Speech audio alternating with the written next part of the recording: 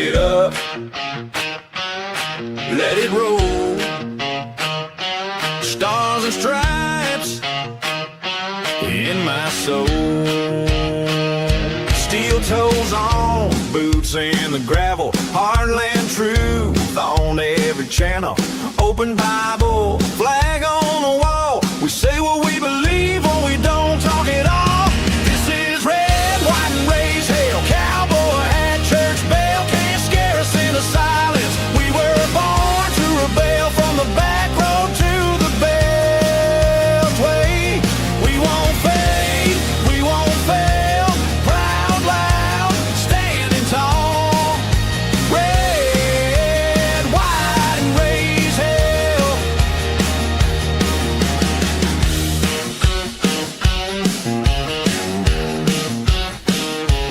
We back the badge, we guard the border. We love our guns and law and order. They try to shame every word we say, but we don't bow down, we just press play.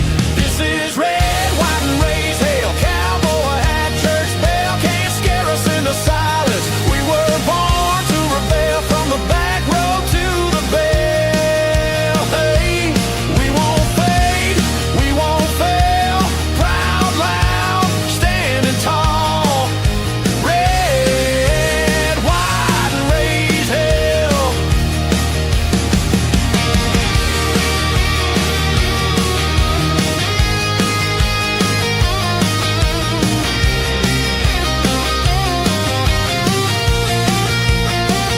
You can cancel the show, but not the crowd. We're still here, still talking loud.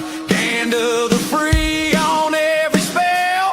Hit that mic, host, let the truth ring out. This is red, white, and raised hell. Cowboy hat, church bell can't scare us into silence. We were born to rail from the back road to the beltway. We won't fade, we won't fail. Proud, loud, standing tall. Red, white, and raised hell.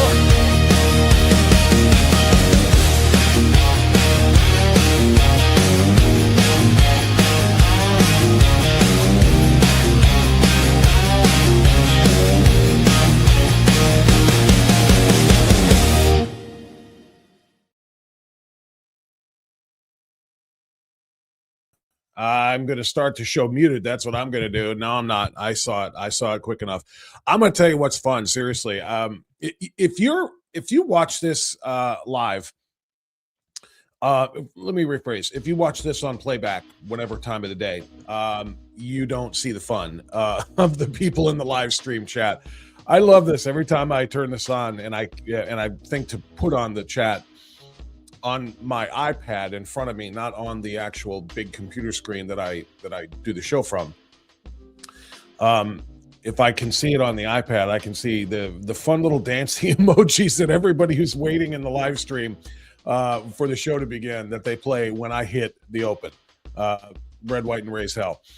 And by the way, I'm going to edit that video from raised hell to raise hell. I know it's pissing some people off because it doesn't say raised, but the way it worked out, it said that. Anyway, when I turn this on the iPad and I look on, as soon as the show launches and the music fires, everybody on the not everybody, but a whole bunch of people are playing the dancing emojis, and even though they're random, they look like they're to the beat, and it's just fun, and it's a big part of the experience of doing what we do. Strictly speaking, Unfiltered. So thank you, everybody. And I'll just go ahead and blast out some names while we're here. You can see, actually, go look at the screen again, and Bink will put up some names that you're going to see and hear today. Marcell Strbich in less than a half an hour, former Secretary of State candidate. Dr. Everett Piper at about 7:45, 7:50 or so, after we talked to Marcell for 15 to 20. Then at 8:30, Jack Windsor, our friend from the Ohio Press Network, is going to be joining us to talk a little bit about what Marcell and I are going to discuss, and that is voter integrity in the state of Ohio, something Marcell ran his entire campaign on, of course, for Secretary of State. Excuse me. But there are some things happening, votes happening that should not happen yet in the Ohio House and Senate. It ostensibly looks good, like they're for voter integrity and making sure that everybody has to show a photo ID to vote, but they are neglecting to fix it with an addendum to it, if you will, or a revision that says not just for in-person voting, but photo identification for everybody, including those who are voting absentee. So it's really, really, really, really important, and it's being glossed over by the Ohio Republican Party, unfortunately, and pretty much most of the legislature. It's a problem. That's what Marcell and I will talk about. We'll dig into it with Jack a little bit on that side too. So 3 guests, as you see. But right now, just let me hit the dancers are hilarious. Rosebud is dancing to the song, to the intro song. Who else is? Fred Frog is dancing, or the dog that he has on there is. Sherry is doing something. Roz is got the same head bopping. It's just fun. You all got to have fun, seriously, in here. We get very, very passionate about what we do, because how can we not? What are we doing here, right? We're trying to protect and preserve not only the state of Ohio, but the country as we head toward now 1 month, by the way, from today, June 4th.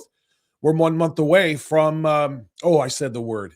Remember, we're not saying the word June. That's the month that shall be remain nameless. If we have to refer to it in passing, it's ugh. That's what it is. So anyway, on 4th, we're 1 month away from America 250, and fantastic, exciting. Everything about it is very, very exciting. But now where was I going with that when I just chased that little squirrel? So what it is, Sally said, good morning, Patriots. Only 1 month until 250th anniversary. So she's on it as well. I'll just move forward here.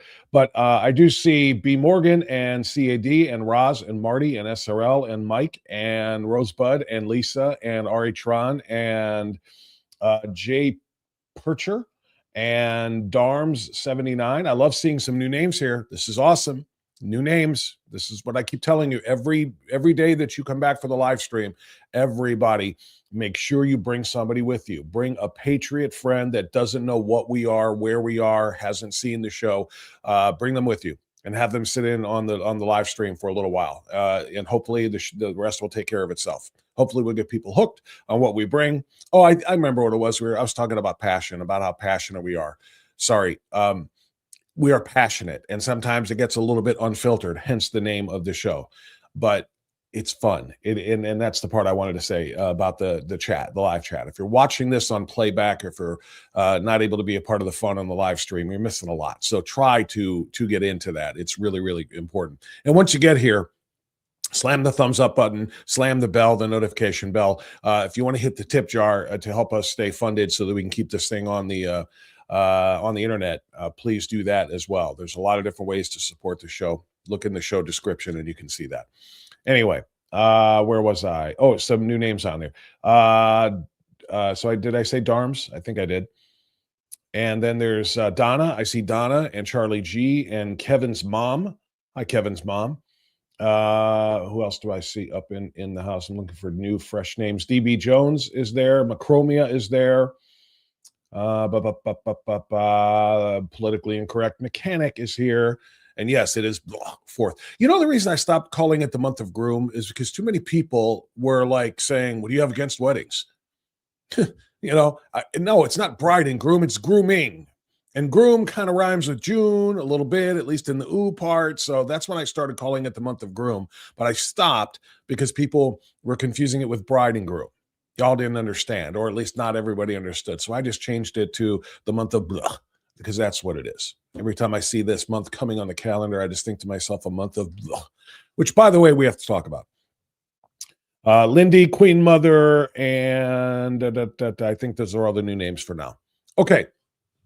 Oh, hold on a second. DARMS or D-ARMS, whichever one it is. I participated at the Oregon event last week. It was a great event. Thank you for following us here. I did. I passed out some business cards. I passed out some of the QR codes on flyers to the good folks, 220 strong, up in Northwest Ohio and Oregon, where Peter Kirstenau and I both participated in a great, great conservative event. And good. I'm bringing some new folks along for the ride here in Northeast Ohio from Northwest Ohio. So that's awesome. All right. What I want to talk about to start here before we get to Marcell at the bottom of the hour is I want to talk about all of Ohio, quite frankly, not just Northeast, Northwest, or anywhere else, but all of Ohio, because there were some hearings yesterday in the, actually, boy, oh boy, I'm torn here between the hearings and the oversight committee, the hearing and the oversight committee, in which chairman of the committee, James Comer, gave the floor to the task force leader, which has been tasked with rooting out by, working under J.D. Vance. But he's the legislative leader, Brandon Gill, representative from Texas, rooting out the waste, fraud, and abuse, particularly all of the massive amounts of Somali fraud that we know about in Minnesota. And yesterday, the focus was Ohio. Some really, really great moments in that hearing yesterday in the oversight committee with that task force. So I'm going to share some of that with you, but I guess I'm a little bit torn, and I'm going to go with the polling from last night, because I think this is extraordinarily important. This was just released last night, published at 6 p.m., and it needs our attention. And I'm talking about two things. Number one, the Senate race between John Husted, current senator, and former Senator Brown. Sorry, I'm just going to do that now with things I don't like. Sherrod Brown. Sherrod Brown is beating John Husted by 8 points in the most recent Fox News poll. Now, before you just dismiss that as being some sort of a push poll in any way, shape, or form, Fox News doesn't want Sherrod Brown to be up there anymore. Fox News might not be the most conservative news organization out there, but they're not pushing for Sherrod Brown to get back into the Senate either, okay? So I don't think this is a push poll in any way. What this is, it's reflective of disunity, disorganization, if you will, of the Republican Party in the state of Ohio. And it's largely the responsibility of some of the people who were fans of people like Casey Weinstein, and not Weinstein. Okay, I'm sorry, that's the Democrat Ohio state representative. Beg your pardon, Casey Putsch, who was running for governor in the primary against Vivek. But people like him, and, however many supporters he had, promising to follow his lead, which is what he said on this very show he wanted them to do, which is stay home and don't vote. That, and I'm not saying it's all on Casey Putsch. I'm just saying, generally speaking, there are some people who don't like the fact that Vivek Ramaswamy is a Hindu and not a Christian. I'm not voting. I'm not going to vote for her, but I'm not going to vote. Those are votes for Amy. My point being, I think there are a whole lot of disinterested and disaffected Republicans in the state of Ohio who aren't going to vote in November, and it's showing up in the polling. And it's going to impact a lot of races, not just this Senate race between Husted and Brown. So let me give you some of the specifics from the Fox News poll. By a 15-point margin, Ohioans view Donald Trump negatively. 42% hold a favorable opinion, 57% an unfavorable one. That's more than a 20-point swing compared to his +6 in November of 2024 when he was elected. Okay. The poll of Ohio voters, released again last night, 6 p.m., finds Trump's ratings are about on par with views of Republican incumbent Senator John Husted, 41% favorable, 50% unfavorable, while challenger Sherrod Brown is viewed more positively, 53 plus to 44 minus. That helps Brown outperform Husted by 53 to 45 in the race to fill the state's Senate seat. His 8-point lead is outside of the poll's margin of sampling error. Brown garners a fully 98% support among Democrats compared to Husted's 86% support among Republicans. Let me pause that there. That's one of the key numbers. All right.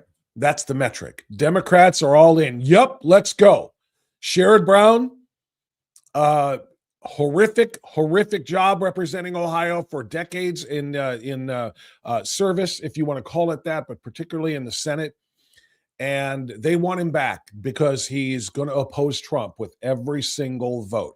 John Husted is voting with Trump 100% of the time, and yet here he sits languishing 8 points back. Why? Because there are Republicans who are trying to make a statement. There are Republican voters, conservative voters, who are going to say, nope, he's too rhino for me. They're buying into the garbage advertising about Wexner. They're buying into the trash that, well, he was just as responsible for the lockdowns because he was the lieutenant governor. They're buying into all of this crap. And when we're not unified, and the Democrats are, we lose. I hope you understand that. And when we lose in that race, we lose in other races because people aren't coming out. And therefore, we're going to be hemorrhaging votes that should have been out there for Vivek Ramaswamy, that should be out there for members of the congressional campaigns that the Republicans are running. We've got some strong candidates running in a number of districts. It's going to impact statewide boycotts of things like, Brown's vote or the governor's race, and not Brown's, Husted's, and the governor's race and so forth. They're going to lead to people not showing up in their district fights as well. So that, you've got people like Derek Marin fighting Marcy Kaptur out there. You've got people like I'm trying to remember some of the other names that are in races. You understand who they are. I don't want to sit here and try to pour over those right now. But this is a problem. Republicans are not showing excitement and enthusiasm. They're not even willing to express support for Husted in a poll, much less going to the polls in November for real. Husted, let's see. Husted is favored by white evangelical Christians by 32 points, rural voters by 11 points, white men without a college degree, in other words, the blue-collar hardcore workers, +7. Brown is preferred by voters under 35, which is weird because Brown is old and decrepit, but he's +33 with the younger voters. These are the ones that come out of the indoctrination factories thinking that they've got to be for, union members and so forth. Brown leads among under 45 as well. The candidates are competing for the Senate seat, blah, blah, blah. About 7 in 10 of both Brown's and Husted supporters are certain of their choice. 73% of Brown saying nothing will change their mind. 69% of Husted say nothing will change their minds. But again, there's just not enough of them. By a 6-point margin, more Democrats than Republicans, 82 to 76, say they are extremely or very motivated to vote this November. There's the number. 76% said they are extremely or very motivated to vote this November. That's 3 out of 4. You leave a quarter of our votes on the table in November, we are sunk. We are done. the state of Ohio becomes blue, and if this type of malaise and this lack of enthusiasm goes on across the country, we lose it all. We lose it all. President Trump carried the state of Ohio with more than 55% of the vote, and this survey finds it's very troubling to me to know that because his name isn't on the ballot, more and more Republicans are less excited to go out there and vote. And again, some of that is because of, certain elements of the Republican Party that are not necessarily true conservatives, who are willing to let Amy Acton take over the state, willing to let us taste this bad medicine, all because they're mad that Vivek Ramaswamy is not a Christian. And after all, Christ is king. So therefore, we have to vote for the abortion doctor. All right, the pro-abortion doctor, Amy Acton, and we have to vote for the lockdowns. We have to vote for, an end to our own civil rights, the rights guaranteed us by the Constitution, and so forth. I mean, it makes no sense whatsoever. It is self-sabotage, is what it is, and that's not something we can do. So the Democrats are going to be excited by that. Now, having said that, I want to get into some video from yesterday's oversight hearings here before we get into Marcell Strbich coming on. Yesterday, as I said, in the oversight committee, what we had was Brandon Gill, the Republican senator who is just becoming, Republican representative, who is just becoming a superstar in the House. He pulls no punches. He tells it the way it is. He is unapologetic. He's somebody I need to get on this show, actually, because I think we would hit it off famously. Anyway, he was leading the conversation yesterday, the Q&A and the testimony of several individuals from Ohio about fraud. The task force headed up by Vice President Vance has included Brandon Gill as the legislative leader of the task force to find, stop fraud, stealing all of our, hard-earned tax dollars. So Brandon Gill ran the show yesterday, and he had some really, really big moments there that I want to share. So let's go in order here. Dylan, go ahead and fire up number one and give us the video here of Brandon Gill talking about the depth of the problem in the state of Ohio as it pertains to the fraud. Who is responsible for it? And I think we know the answer. As much as nobody wants to hear it, nobody on the left anyway, because they see it as being racist to point out the ethnicity and the common bonds among the fraudsters, Brandon Gill faced no such concerns or had no fears of saying it out loud. Play it. Why was this allowed to happen? Of course, part of the answer is, in fact, immigration. The reality is that America wouldn't have a problem with Somali and Bhutanese fraud if we didn't import large numbers of Somali and Bhutanese people. That's a fact. This appears to be the tip of the iceberg of a gross abuse of America's immigration system.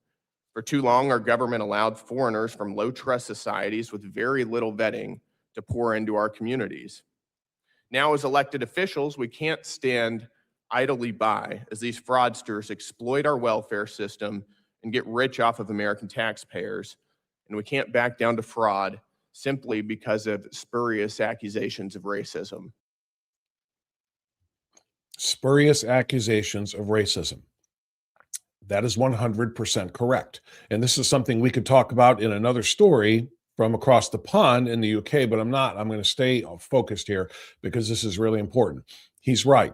We're not allowed to call out this fraud because accusations of racism. If we point out that the fraud is being committed by Somalis and Bhutanese, we are going to be called racist. Brandon Gill doesn't care, and guess what? Shock of all shocks here, neither do I. Call me what you want, but call me somebody who's fighting for our tax dollars to remain in our possession and not in foreign countries by way of fraud. Play clip number 2, Dylan, if you would, please. Society.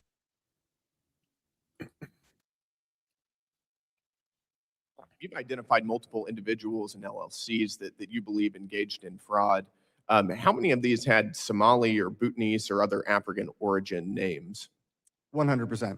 100%. And how many did you look through? I mean, that's 100%. Pause it for a second. How many, roughly? Just to be clear, Brandon Gill is questioning now the Daily Wire reporter who did that extensive deep dive into fraud in the state of Ohio, Luke Rosiak, I believe it is. So he's asking him about the depth of that reporting and how much fraud he found and what was common among all of the fraudsters. Go ahead, Dylan. I looked at the names of hundreds of companies. I looked more deeply into maybe 50. More deeply into 50, you looked into hundreds of companies, and 100%, you're telling me, had names that were Somali, Bhutanese, or other sort of African origin derivation. Correct. I thought I saw an American, and I was very excited, but it turned out to be the teenage son of that money launderer, who was actually just a proxy for this woman from Ghana. 100% of the names, 100% of them, all of the fraud, not some of the fraud, not most of the fraud, not nearly all of the fraud, but all of the fraud is being committed by the same people. And it's the same people represented by, I told you, and I've played this for you, Ismail Mohammed, state representative in the Columbus area. His district is right there, caught on Somali television, telling the Somali TV hosts, which are state run basically, and the people there, don't worry, the money is a coming. We are here to advocate for Somalia, our people who are the Somalis, and we will waive the Somali national debt, meaning eliminate it. And that's because they're sending American tax dollars to Somalia by the hundreds of millions. And collectively, when you add it into Minnesota and some other places, in the billions. I want to get one or two more of these in before we go to Marcell. So let's play clip number 3. Now, this one, by the way, this is,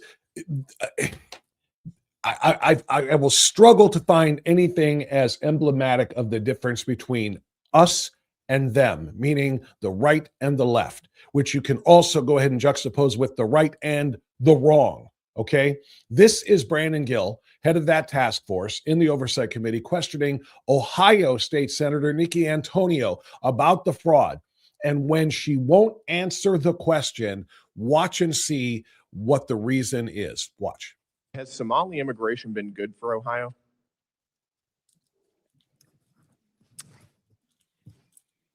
That's really outside of my purview of You're a state senator. Would you like to see more immigration from Somalia? as far as I'm processing your question, and I have to say that I was almost brought to tears just now. 72% Because of the Somali rate, immigrants are the on rate welfare. and the level of hateful rhetoric You're based on defrauding your false state at an information astounding rate, and I think that shocking. most Ohioans is would have a shocking to problem me. with that. The lack of even humanity to I think group it's a group of inhumane to allow people your own together. state to be defrauded at shocked. astounding I rates. am shocked Billions and of dollars appalled by the taken out of the behavior pockets here of right working now. class people I am going to shocked. criminal fraudsters. Because I certainly in have a major problem in every with that. community.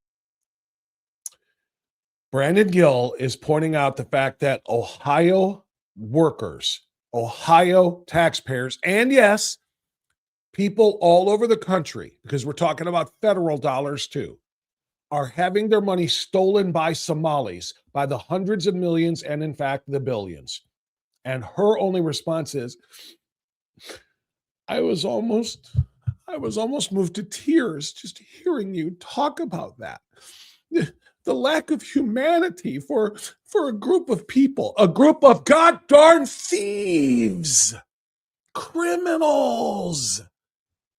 We're talking about people stealing our money for use in a foreign country. We're talking about people who should not be here. And they're driving in Lamborghinis. They're driving in Porsches. They've got one building in Columbus with 94 offices in it, all of them hospice centers, all of them empty, and collectively receiving hundreds of millions of dollars, hundreds of thousands of dollars per month per empty office, because nobody's watching. And Brandon Gill is trying to get to the bottom of this to try to stop it, questioning an Ohio State Senator, Nikki Antonio, a Democrat, and all her responses. I'm processing the question because it's just so hurtful hearing you talk about one community like that. What? Let me ask you something.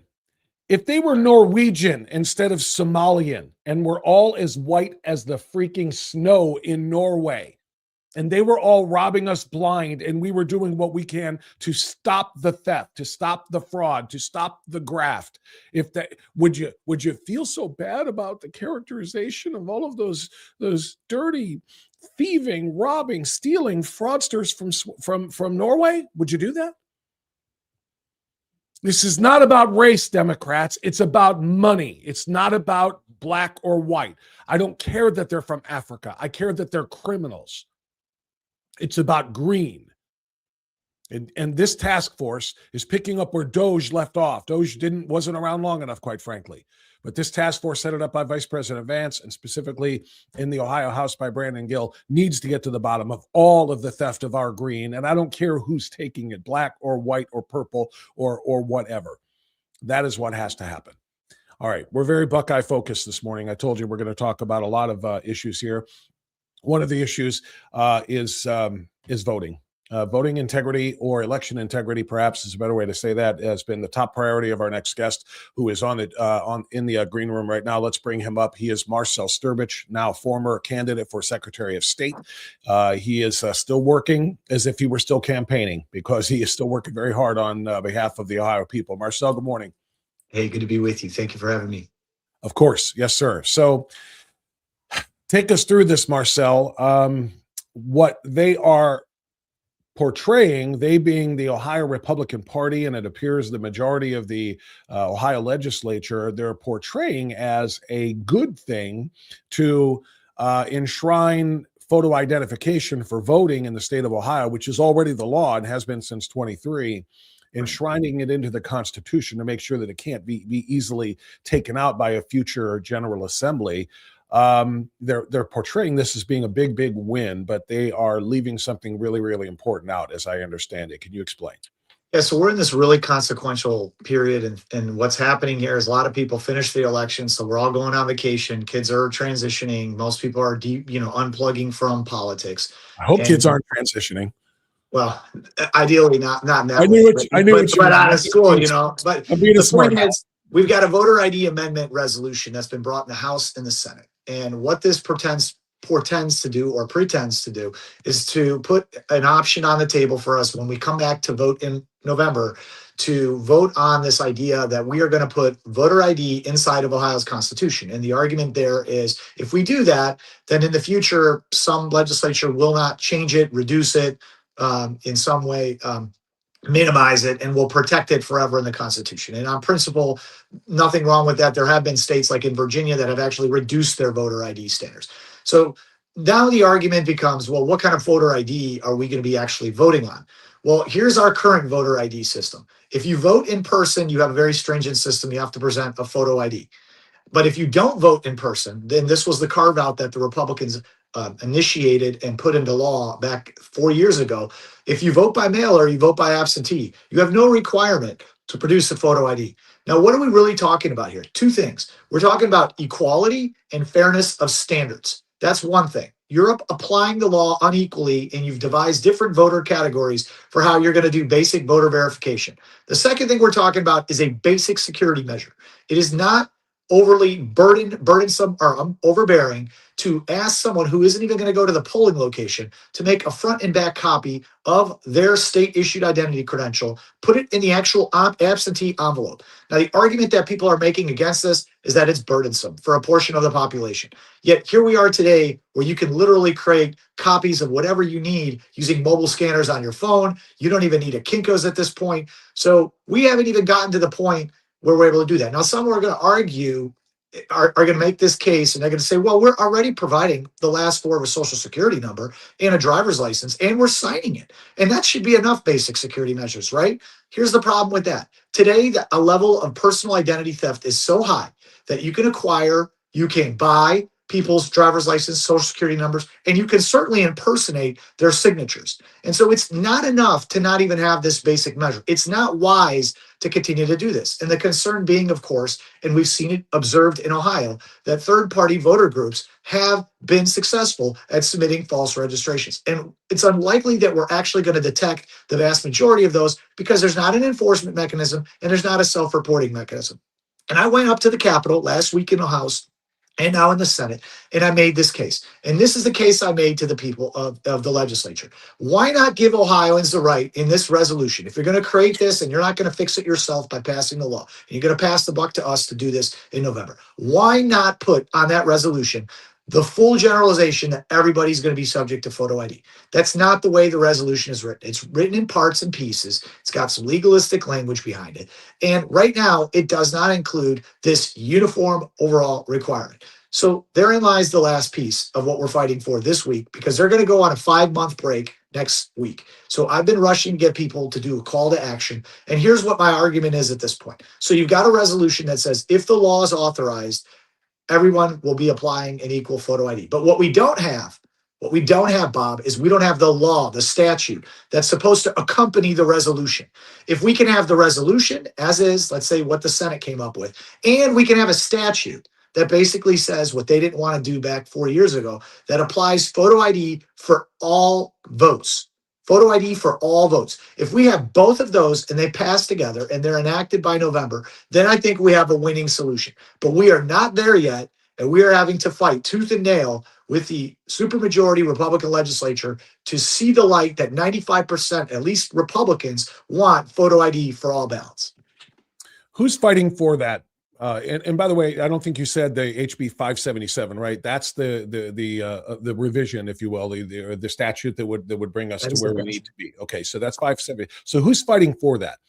So there's really so in the House, there is a representative named Ron Ferguson, and he presented a bill alongside me last year where it's languished in the General Government Committee called House Bill 577, called the Secure Votes Count Act.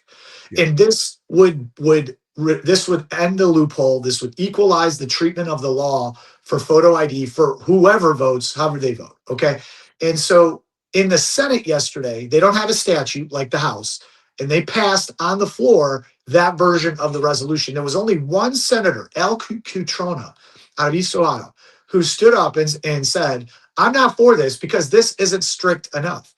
And that's the truth. It's not about so much strictness. It's about equal application of a basic security measure. We can't even talk about what AI could do to impersonate people's personally identifiable information, because we haven't even moved into the basic category when it comes to mail-in and absentee voting. And keep in mind, President Trump passed an executive order in March, and the U.S. Postal Service survived a first court ruling that says that they're going to have to devise new ways now to better track their mail-in and absentee ballots. So we're already moving in the direction where, because the Trump administration is calling for federal security measures, that the Postal Service is going to have to do a better job tracking, holding to account where those ballots are, how they're handled.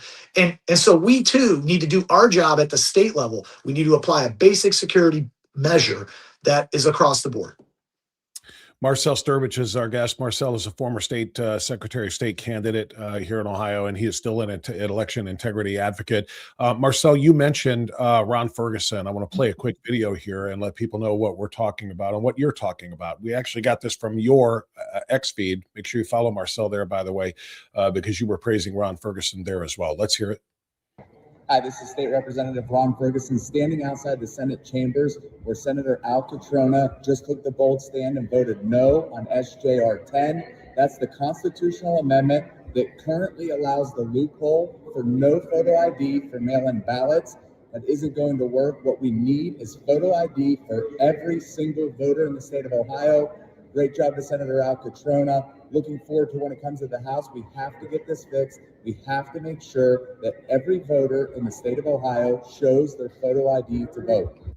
I've had Al Cutrona on this show, actually on the radio side of things before he switched over here, and he's a good guy, and I agree, and I'm glad you supported him. I'm glad Ron Ferguson is shining a spotlight on him as well, but obviously he is not enough. Ron Ferguson is not enough on the House side as well.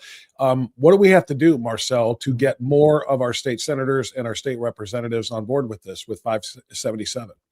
Well, we've got a prepackaged, ready to go message that takes a minute for you to fill out. It's on my social media, Marcell Strbich at Marcell Strbich. I will at the end of the show, I will put it back up there at the very top, and on my Facebook, Marcell Strbich for Ohio.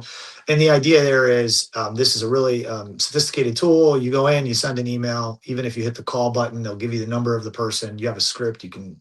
It's the key is that they know there are numbers of people that want a statute, right? It's one thing. We've got a resolution. Okay, the House's version is problematic currently as an amendment because if they were to allow it to go forward, we may not be able to ever expand photo ID requirements based on the way it's written. And we don't want permanency to not be able to expand equality of that security measure. So the Senate's version doesn't do that. It's better in that sense, only in that it at least allows for a law to be passed. So what's happened is the Republican legislature's tied the activation of their resolution, which we're going to allegedly pass in November as a constitutional amendment, to the statute. The statute itself, we want to see what that is. So before I reserve judgment, and I've been very critical of how this kabuki theater has been going, I want to see a statute that finally addresses the voter ID deficit. I don't want to be told that we have the stringent photo ID. We got to stop telling the voter like it's 100% photo ID in Ohio. It's not.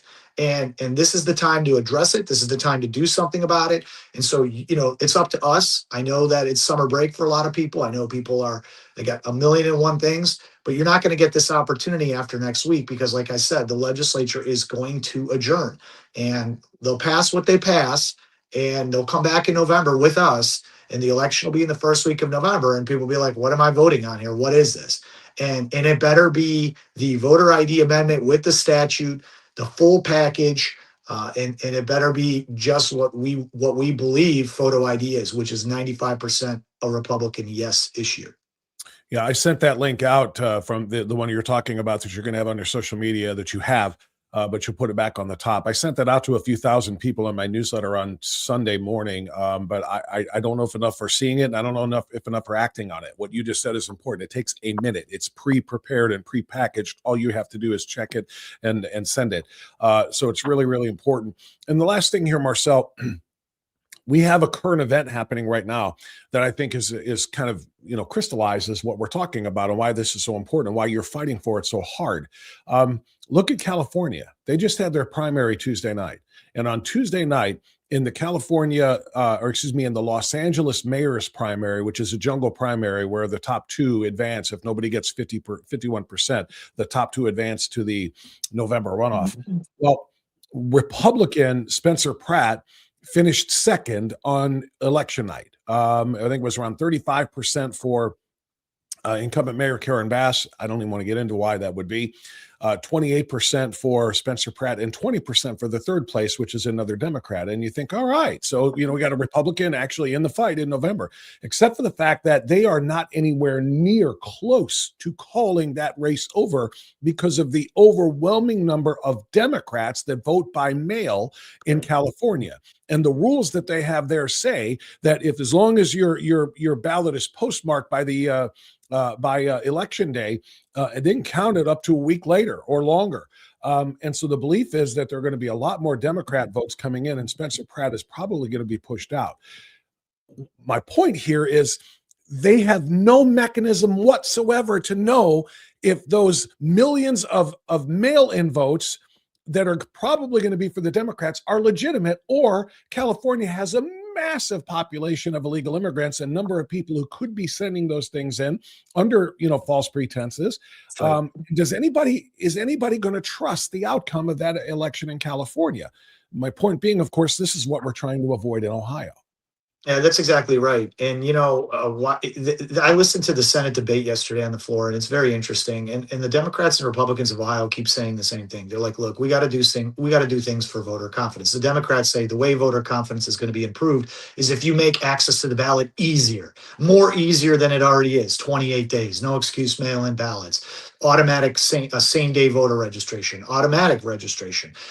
You name any measure. They think the easier voting becomes, the more people people participate in it. And that's what they think. The Republicans say the reason people will become more voter confident is if we introduce more verifiability, if we equalize it, if we make security and chain of custody, and we do the things correctly, and we're transparent with it, then people will get more confident. Well, the reality is both of them have part of the solution. But the reality is, you know why people are not voting as much in this country anymore? Because they have figured out that these people run to get elected and they don't solve problems. And they feel like if they continue to vote, they're questioning the difference that it makes in their life. And that's the part they're oblivious to. Both of these classes of career politicians is they are oblivious to the fact that people are looking to them to address problems and issues. That's why I ran. I was unsuccessful as a candidate, in part because I had to go over the entire state and I had forces pushing against me as a political outcomer who wanted to run to address problems and issues. So my take on this whole thing, after having run and secured 230,000 votes, those 230,000 people that were with me because they saw somebody that wanted to address problems and issues. And whether I'm in elected office or I'm not in elected office, talking to you, talking to the people of Ohio, I am going to carry forward very assertively and speak and say the things that they have to do for us if they want to earn our vote. And that is why I believe we are going to, at the end of the day, have a statute. I honestly believe that this time around, and we'll talk about this in the future if you want me back on, but I will tell you this, what we have done with this pressure campaign, because it's going to be a tight election, is very important. And we need to model this again. All of us single issue grassroots groups need to now come together and realize that the way to get these guys to move is work as one. And if I'm that person that works in that way and galvanizes the gun rights groups, the pro-life groups, the medical freedom groups, the election integrity groups, and we start to work together, that's going to be a difference maker. And that's what I'm evaluating right now. What is the best place for me in this scheme? We're going to continue to press them this week to get the statute and this voter ID resolution right. I'm just asking for people to hang in there with me. This next week is going to be maybe one of the most consequential, because once we put something in the constitutional amendment, we're not going back to that drawing board. This is a one-time and done deal. So it has to be right. And I really, really hope that the Republican legislators and all the folks that have the ability to influence this are listening and that they're acting accordingly, because we have to move as one if we're going to make a consequential difference in the future of Ohio's voting. Thank you.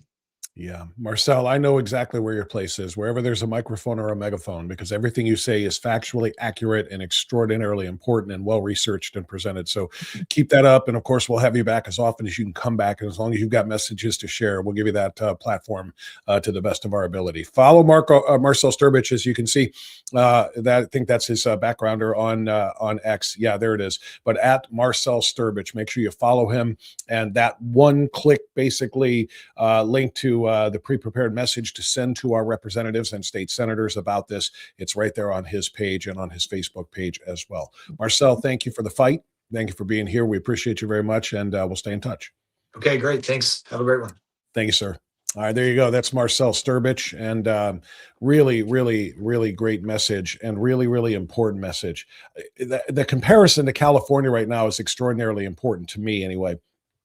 Because again, if you've been yesterday, Tuesday, election day in primary day in California is the first time I've mentioned the California governor's race, which Republican Steve Hilton is a major factor in, believe it or not, Republican, but then also the mayor's race in Los Angeles. So the governor's race and the mayor's race, Spencer Pratt on the mayor's side, really, really big, possibilities here for California, which is the bluest of the blue and the most, like I joked on Tuesday, I think it was, I'd love to see Bugs Bunny just come and saw off the whole state and let it float out of into the Pacific.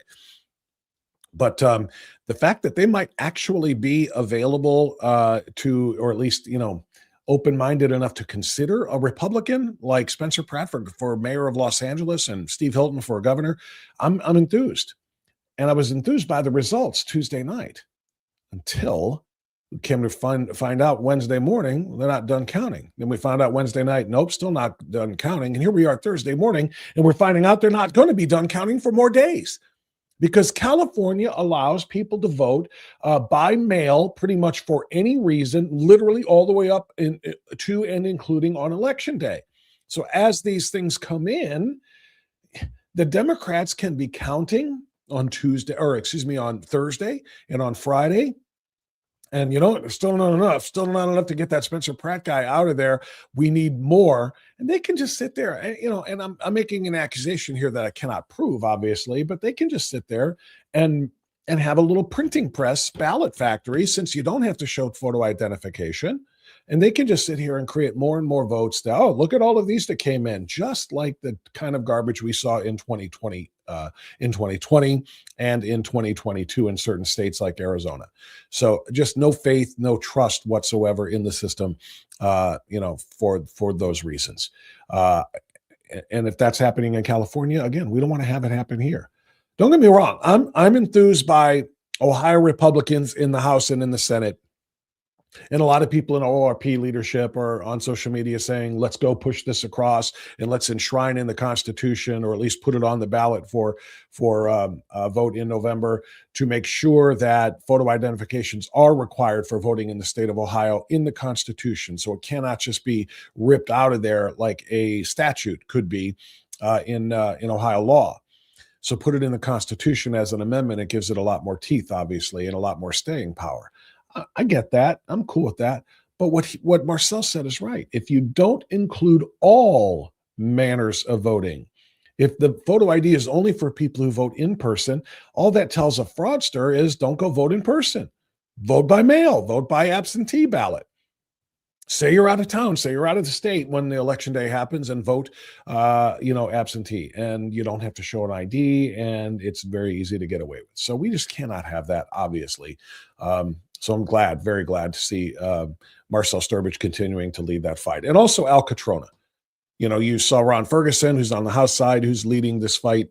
Al Catrona on the Senate side. And we might not have the numbers, but we have to sway our representatives by using that link that Marcell talked about and sharing that message. All right. Before we get to our next guest, I want to remind you about something huge that is coming up. All because of this group, this organization that is a foundational partner with Strictly Speaking Unfiltered. AFP Ohio, that's Americans for Prosperity, state of Ohio. Yesterday we had on State Director Donovan O'Neill talking, and we always talk about the Buckeye Blueprint online at buckeyeblueprint.com, and the movement to make Ohio the best it can be going forward. We are in the middle of the state in all of the categories you see on your screen right now. Economic, education, energy, and government accountability. We're in the middle of the country, not the state. We're in the middle of the country, and that's terrible. We should be leading the country in those things with all of the resources we have in Ohio, and AFP Ohio is dedicated to that through your volunteer efforts at buckeyeblueprint.com. But the other thing is, boom, that's what I want to share with you. One Small Step is the event that is happening on June 21st or 22nd, beg your pardon, Monday, June 22nd. We will be taking one small step in Columbus. All right. Patriots from all over the state of Ohio. Look at that screen right there, a250ohio.com. Patriots from all over the state. All corners of it are going to descend on Columbus, and there's going to be a 250th celebration for America. We're going to have some great speakers, of which I am one. That sounded terrible. We're going to have speakers, of which I am one, and some of them are going to be great. I don't want that to sound any other kind of a way.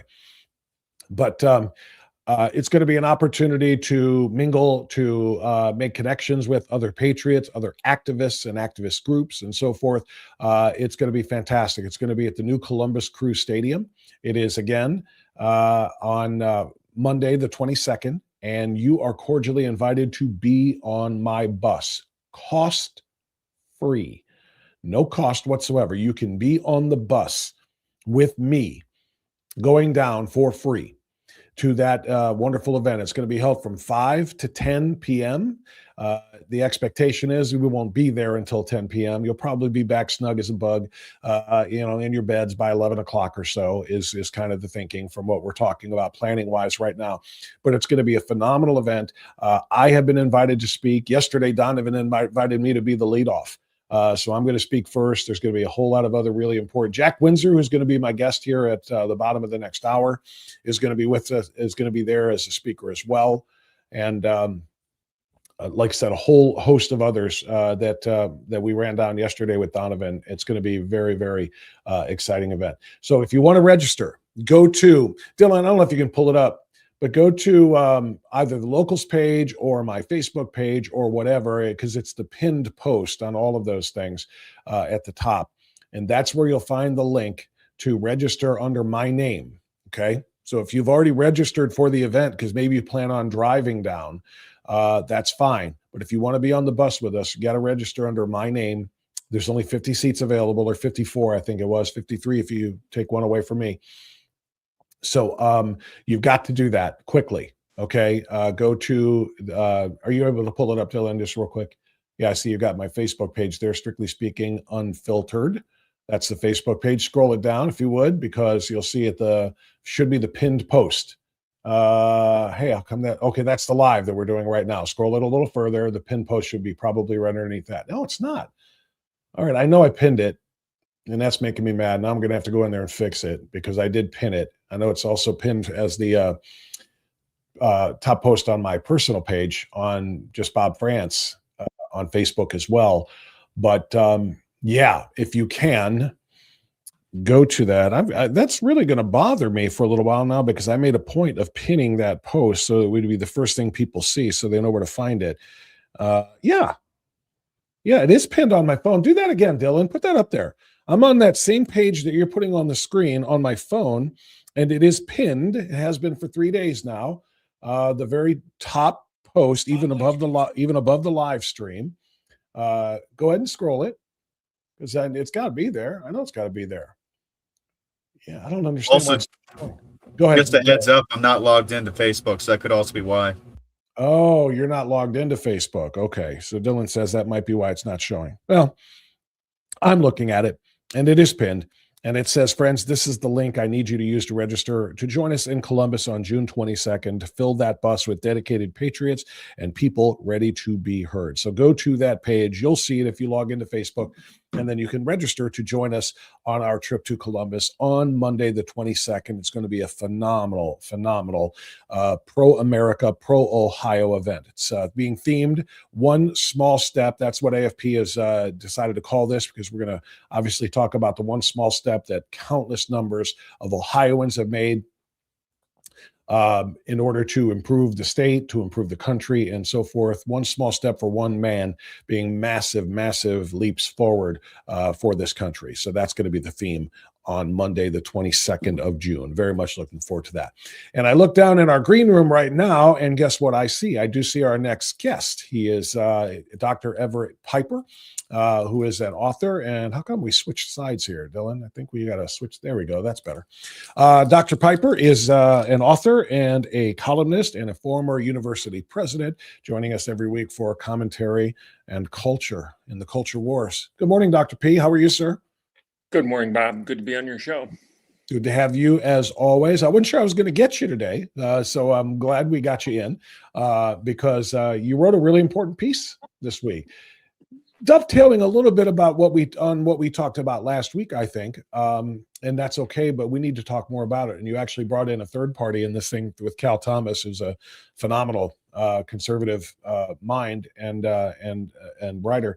Tell us about sacrifice, and telling about what we should be willing to do in service to a much bigger issue that not only faces all Americans, but quite frankly, all humanity, when you talk about nuclear weapons being in the hands of zealots like the Iranian regime. Well, Cal he writes a couple pieces a week for the Washington Times. And as you know, I write my one column every Sunday. It comes out of the Washington Times. Cal and I communicate periodically by text. I appreciate the relationship I have with him. Anyway, his piece for the Washington Times, what did he title it? Americans whining over gas prices ignore Iran's greater threat. That was the title of Cal Thomas's opinion piece in the Washington Times a week ago Tuesday. Essentially, he makes this argument. I won't read the whole article, but I will quote him on one or two things here. He argues that our country is presently plagued by complainers who whine about almost everything, Too many of us appear oblivious to the threat posed by Iran, preferring cheaper gas to doing what's necessary to stop this evil regime from killing us. Thomas then goes on and he says, an entitlement sentiment has gripped so many Americans that when our president asks us to endure higher gas prices for a short period of time in exchange for Iran not getting a nuclear weapon, we respond with, quote, let the devil take tomorrow, help me fill up my tank for another $40 today. So he goes on, he talks about this whining attitude. He comes right out and says it. He says, Americans need to stop whining. He doesn't point to any given generation. He's not picking on millennials or Gen Zers or whatnot.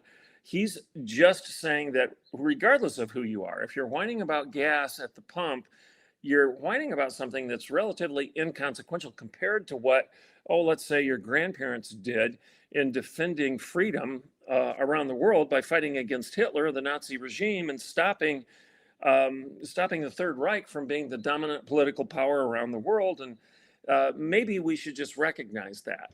So I wrote Cal and I said, I'm going to write a column this week and I'm going to title it Cal Thomas is Right. Okay, so I did. I wrote my column and said, Cal Thomas is right.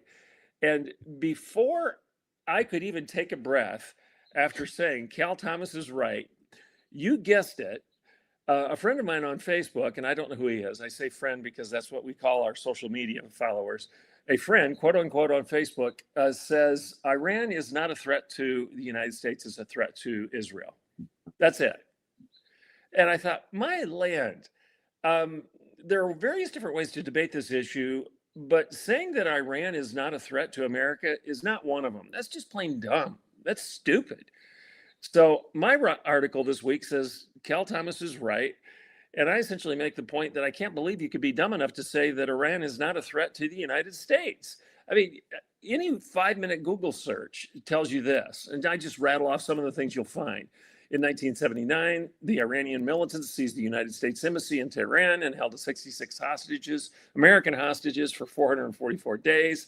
In October of 1983, Iran's leaders orchestrated the Beirut barracks attack, killing 241 United States military personnel, 220 Marines among them.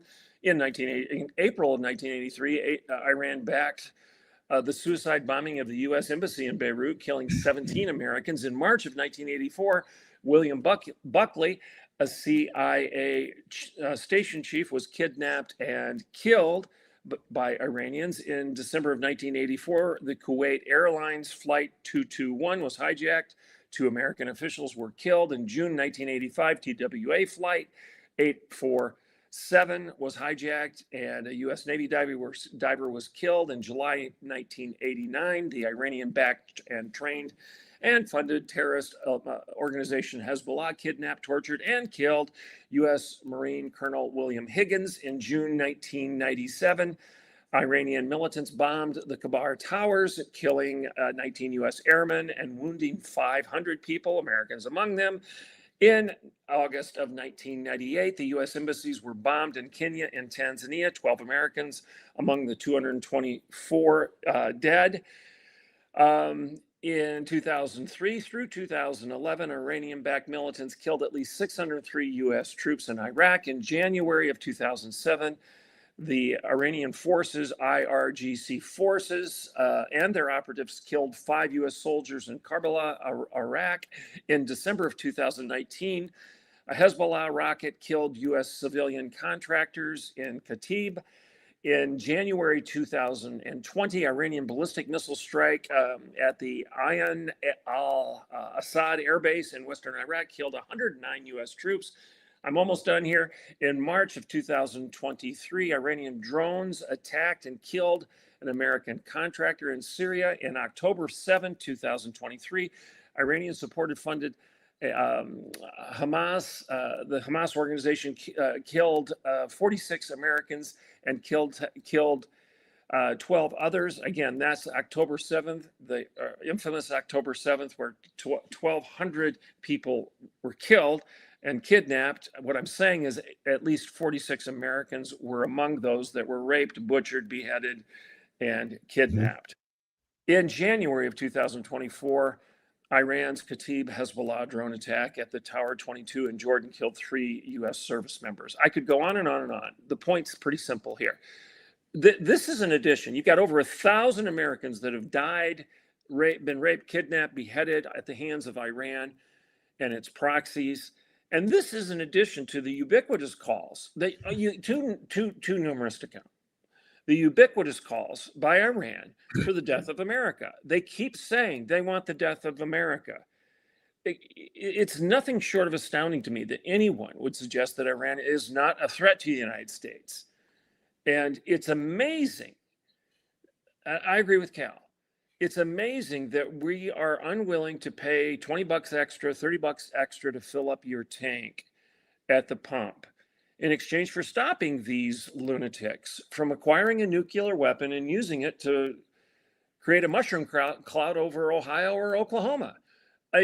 This is an inconsequential, minor sacrifice for us to make. That's Cal's point. I agree with him. Responding with they're not a threat to the United States is crazy talk. They've been killing us for 50 years, and they say over and over again, they want our country to die. Giving them a weapon that would allow them to accomplish the very thing that they say they intend to do and have been doing incrementally for half a century would be crazy. Our sacrifices are minor right now in order to stop that from happening. All right.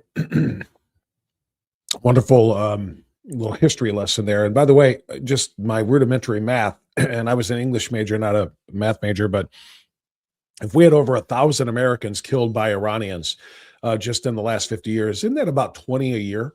Is that math a little bit, I think? Yeah. Maybe. So 20 Americans a year are being killed by that regime, okay, on average. And people are okay with that. We shouldn't strike back against that evil. And by the way, while, as you said at the end of your piece and your monologue just now, wanting many, many more, wanting 200, wanting 2,000, wanting 20,000 a year, wanting all of us dead, death to America, death to Israel, death to America. That's what the Iranian regime, not all of the Iranian people, but the Iranian regime wants. So you articulated and gave a great list there, Dr. Piper, about why we shouldn't be worried too much about the price of gas right now, because this is certainly something much, much larger, and this temporary pain at the pump is only going to be temporary. But here's what I want to ask you to consider legitimately, because I've been trying to figure out a way to do this myself. I have a poll in front of me from Ohio. I talked about this in the first hour before you joined us. Senator John Husted, who is being challenged by former Ohio Senator Sherrod Brown, who lost to Bernie Moreno 2 years ago. In that race, Sherrod Brown is leading Husted now by 8 points.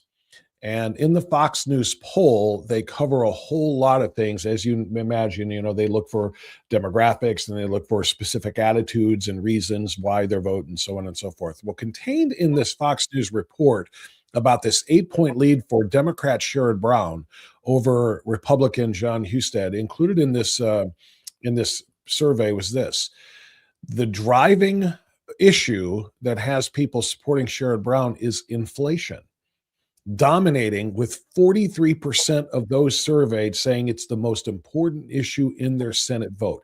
All others trail far behind, including healthcare, which is the next highest at 12%. Then immigration and border security, political divisions, jobs, blah, blah, blah. Point being, because it's not just the gas, it's everything that is brought to our stores by trucks that use that gas, actually the diesel, which is so much more than even the regular fuel. So the point being that while I am in agreement with you and with Cal Thomas about the larger picture here, which of course is, this radical regime that intends to kill us all and will, if they get a nuclear weapon, they will absolutely endeavor to do that. The American people are looking at it and saying enough. They're saying enough, and it's not just about the price of gas, it's about the price of everything. And they're willing to change parties over this. They're willing to change the leadership. They're willing to give the Democrats back Senate seats like this one, and to give them power in the House and so on and so forth, to end said war, despite everything you just said, and get the prices back down again. How worried are you about that? Oh, I'm concerned about it. You and I have talked about it before. I think you're right, to look at the polls and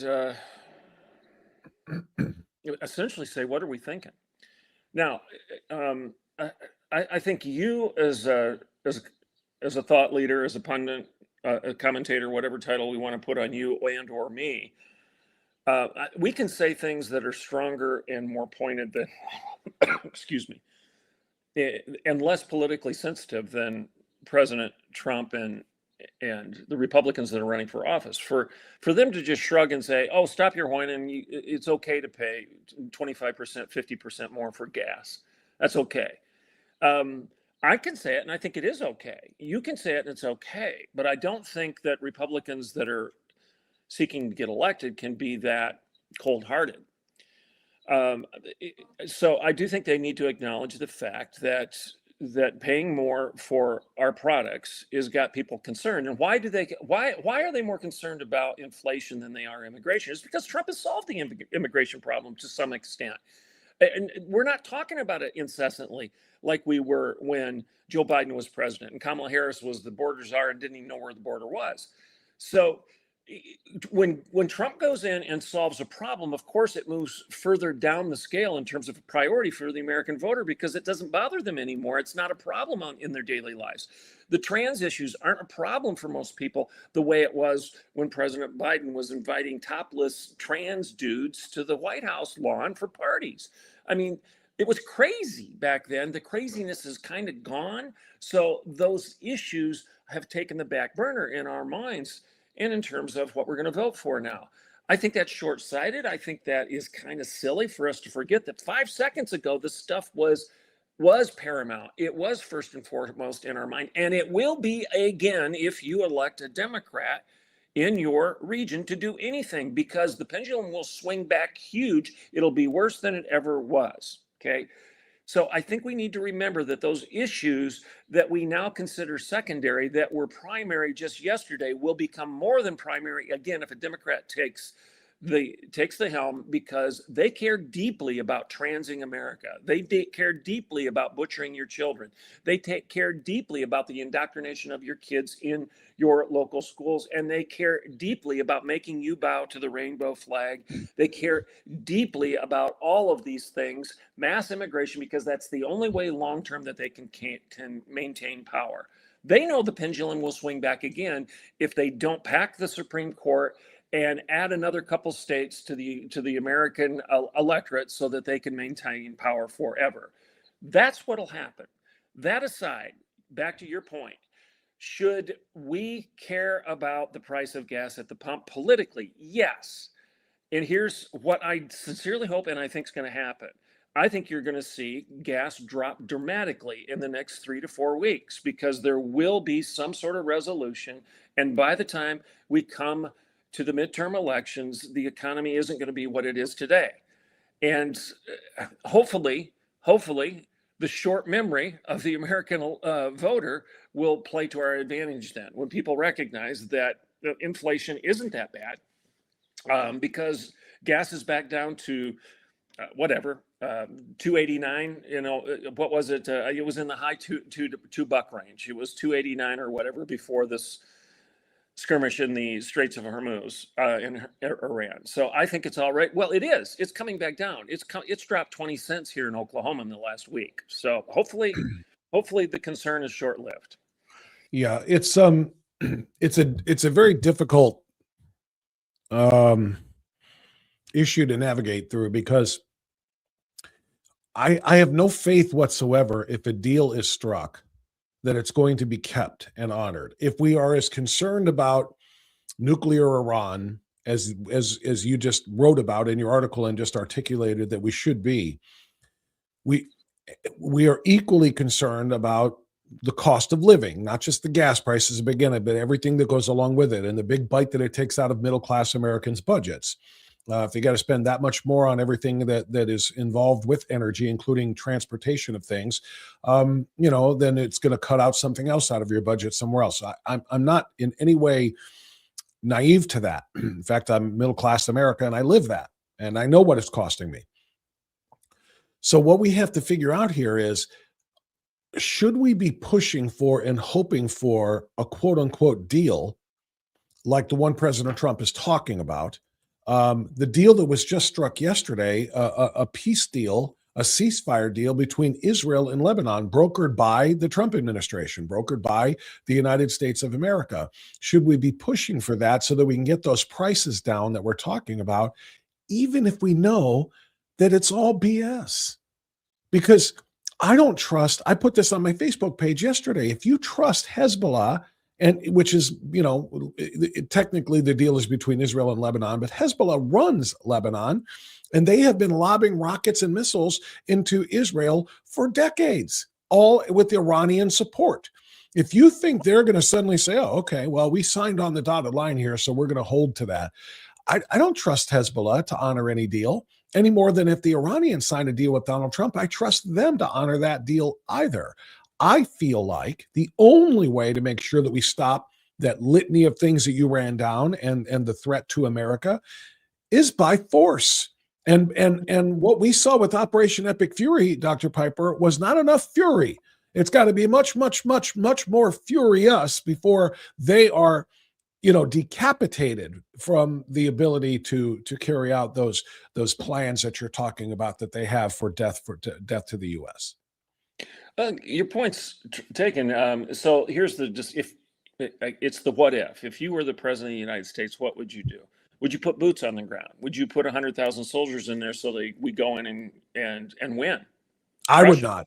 But that Operation Epic Fury air campaign that we started, I don't know why we stopped, to be 100% honest with you. If it's because, well, we're negotiating now to get the nuclear dust, to get the nuclear air, to get the, everything that they have, completely dismantled and taken away. Okay, we can talk about that for a while, but until it's in your possession, it's nothing but paper. And if it's paper, they will not honor it. The Iranians will not honor it, to which I say then we need much more furious fury. Okay, so I agree with you. First of all, I think the worldview itself, the ideology of Islam includes the doctrine of deception. We've talked about it before. They have several doctrines within Orthodox Islam: doctrine of abrogation, doctrine of deception, doctrine of Sharia law, etc. These are all non-negotiables within the Muslim faith. The definition of Allah includes deceiver. So, for a Muslim, they know that one of the words that describes God, Allah, is deceiver. So if God is a deceiver, a liar, so can his followers be. Therefore, it's okay. In fact, it's a moral good, theological good, to lie on the behalf of Allah. So can they lie to us in good conscience as Muslims? Absolutely. It's part of their doctrine. It's part of their faith. So should we ever trust them? It's not just the last 50 years that proves that you can't. The last 1,000 years proves that you can't. If you go and you consider the Ottoman Empire and the march across the civilized West, going back to the Crusades and everything that comes with it. Why did Thomas Jefferson have a copy of the Quran? Liberals will say, well, Jefferson had a copy of the Quran. He obviously was sympathetic and interested in Islam. He was interested in what their book said because he wanted to understand why they behaved the way they did in the Barbary Wars. He was trying to understand the enemy. So he got a copy of the Quran so he could read it and figure out what is going on with these people who are chanting death to America all the time. And so that's just part of the lesson that Americans should understand. But we can talk about that stuff till the cows come home. You're concerned about this election, and you should be. So if I were in the seat of political power, I would be thinking, let's do something to make sure that we can hold these lunatics off, okay, and get the strait opened again, and get gas prices back down to $2.50 to $2.89 a gallon. And we can negotiate something to get that done while we also know that we've infiltrated their political system enough to have knowledge of what they're doing. So if they break this treaty, we can go in and crush them again. But some sort of intermediate step to release the economy to do what it needs to do so the American people can start focusing on something other than the price of gas is a political good, but it's also a manageable strategic military strategy. I would be thinking that way. It's not that I'm naive thinking that these people can be trusted, but I trust my internal intelligence enough, and I trust my people, and I trust my military enough, and I trust my allies' information enough to understand what I'm actually getting out of these people that are liars, and how long I can control them before I have to go in and do something when they start breaking the treaty again. Does that make sense? It does. I think I'm just overwhelmed right now with cynicism. I don't have a whole lot of optimism to share, because I feel like the only way to truly bring Iran to heel with respect to all of their nuclear ambitions and their death to America and so forth is to bomb them out of existence. But I'm talking about the Iranian regime, not all of the Iranian people who have already been tortured and killed enough. But in order to make it happen, we need to become much, much more aggressive militarily with them, not with boots, but with bombs. And the more bombs we drop, the more the price goes up. The longer it takes for the strait to open, and so on and so forth. And therefore, the inflation stays up and we lose the elections. So if we say, okay, let's not bomb anymore, let's get an intermediate deal of some sort done, and okay, that calms everything down. The strait opens back up, the prices go down a little bit. Yay, everybody's happy, and then we win re-election. Perhaps we win, keep the power in the legislature, and we can implement the rest of the Trump agenda that was outlined in 2024. Yay, great for us. But meanwhile, they're not honoring said deal. And they're still enriching, and they're still below ground doing the other things they do. And Hezbollah has started launching back into Israel again, because they're never going to honor any ceasefire. And Hamas, you get my point. I feel like there's a whole bunch of bad options and no real great options.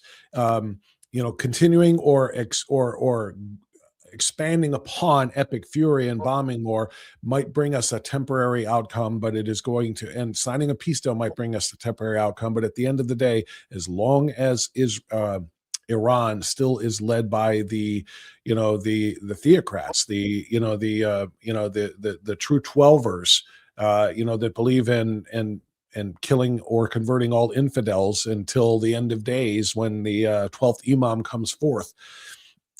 As long as they're doing that, Dr. Piper, I just feel, like I said, I feel very, very cynical about our chances. That's all.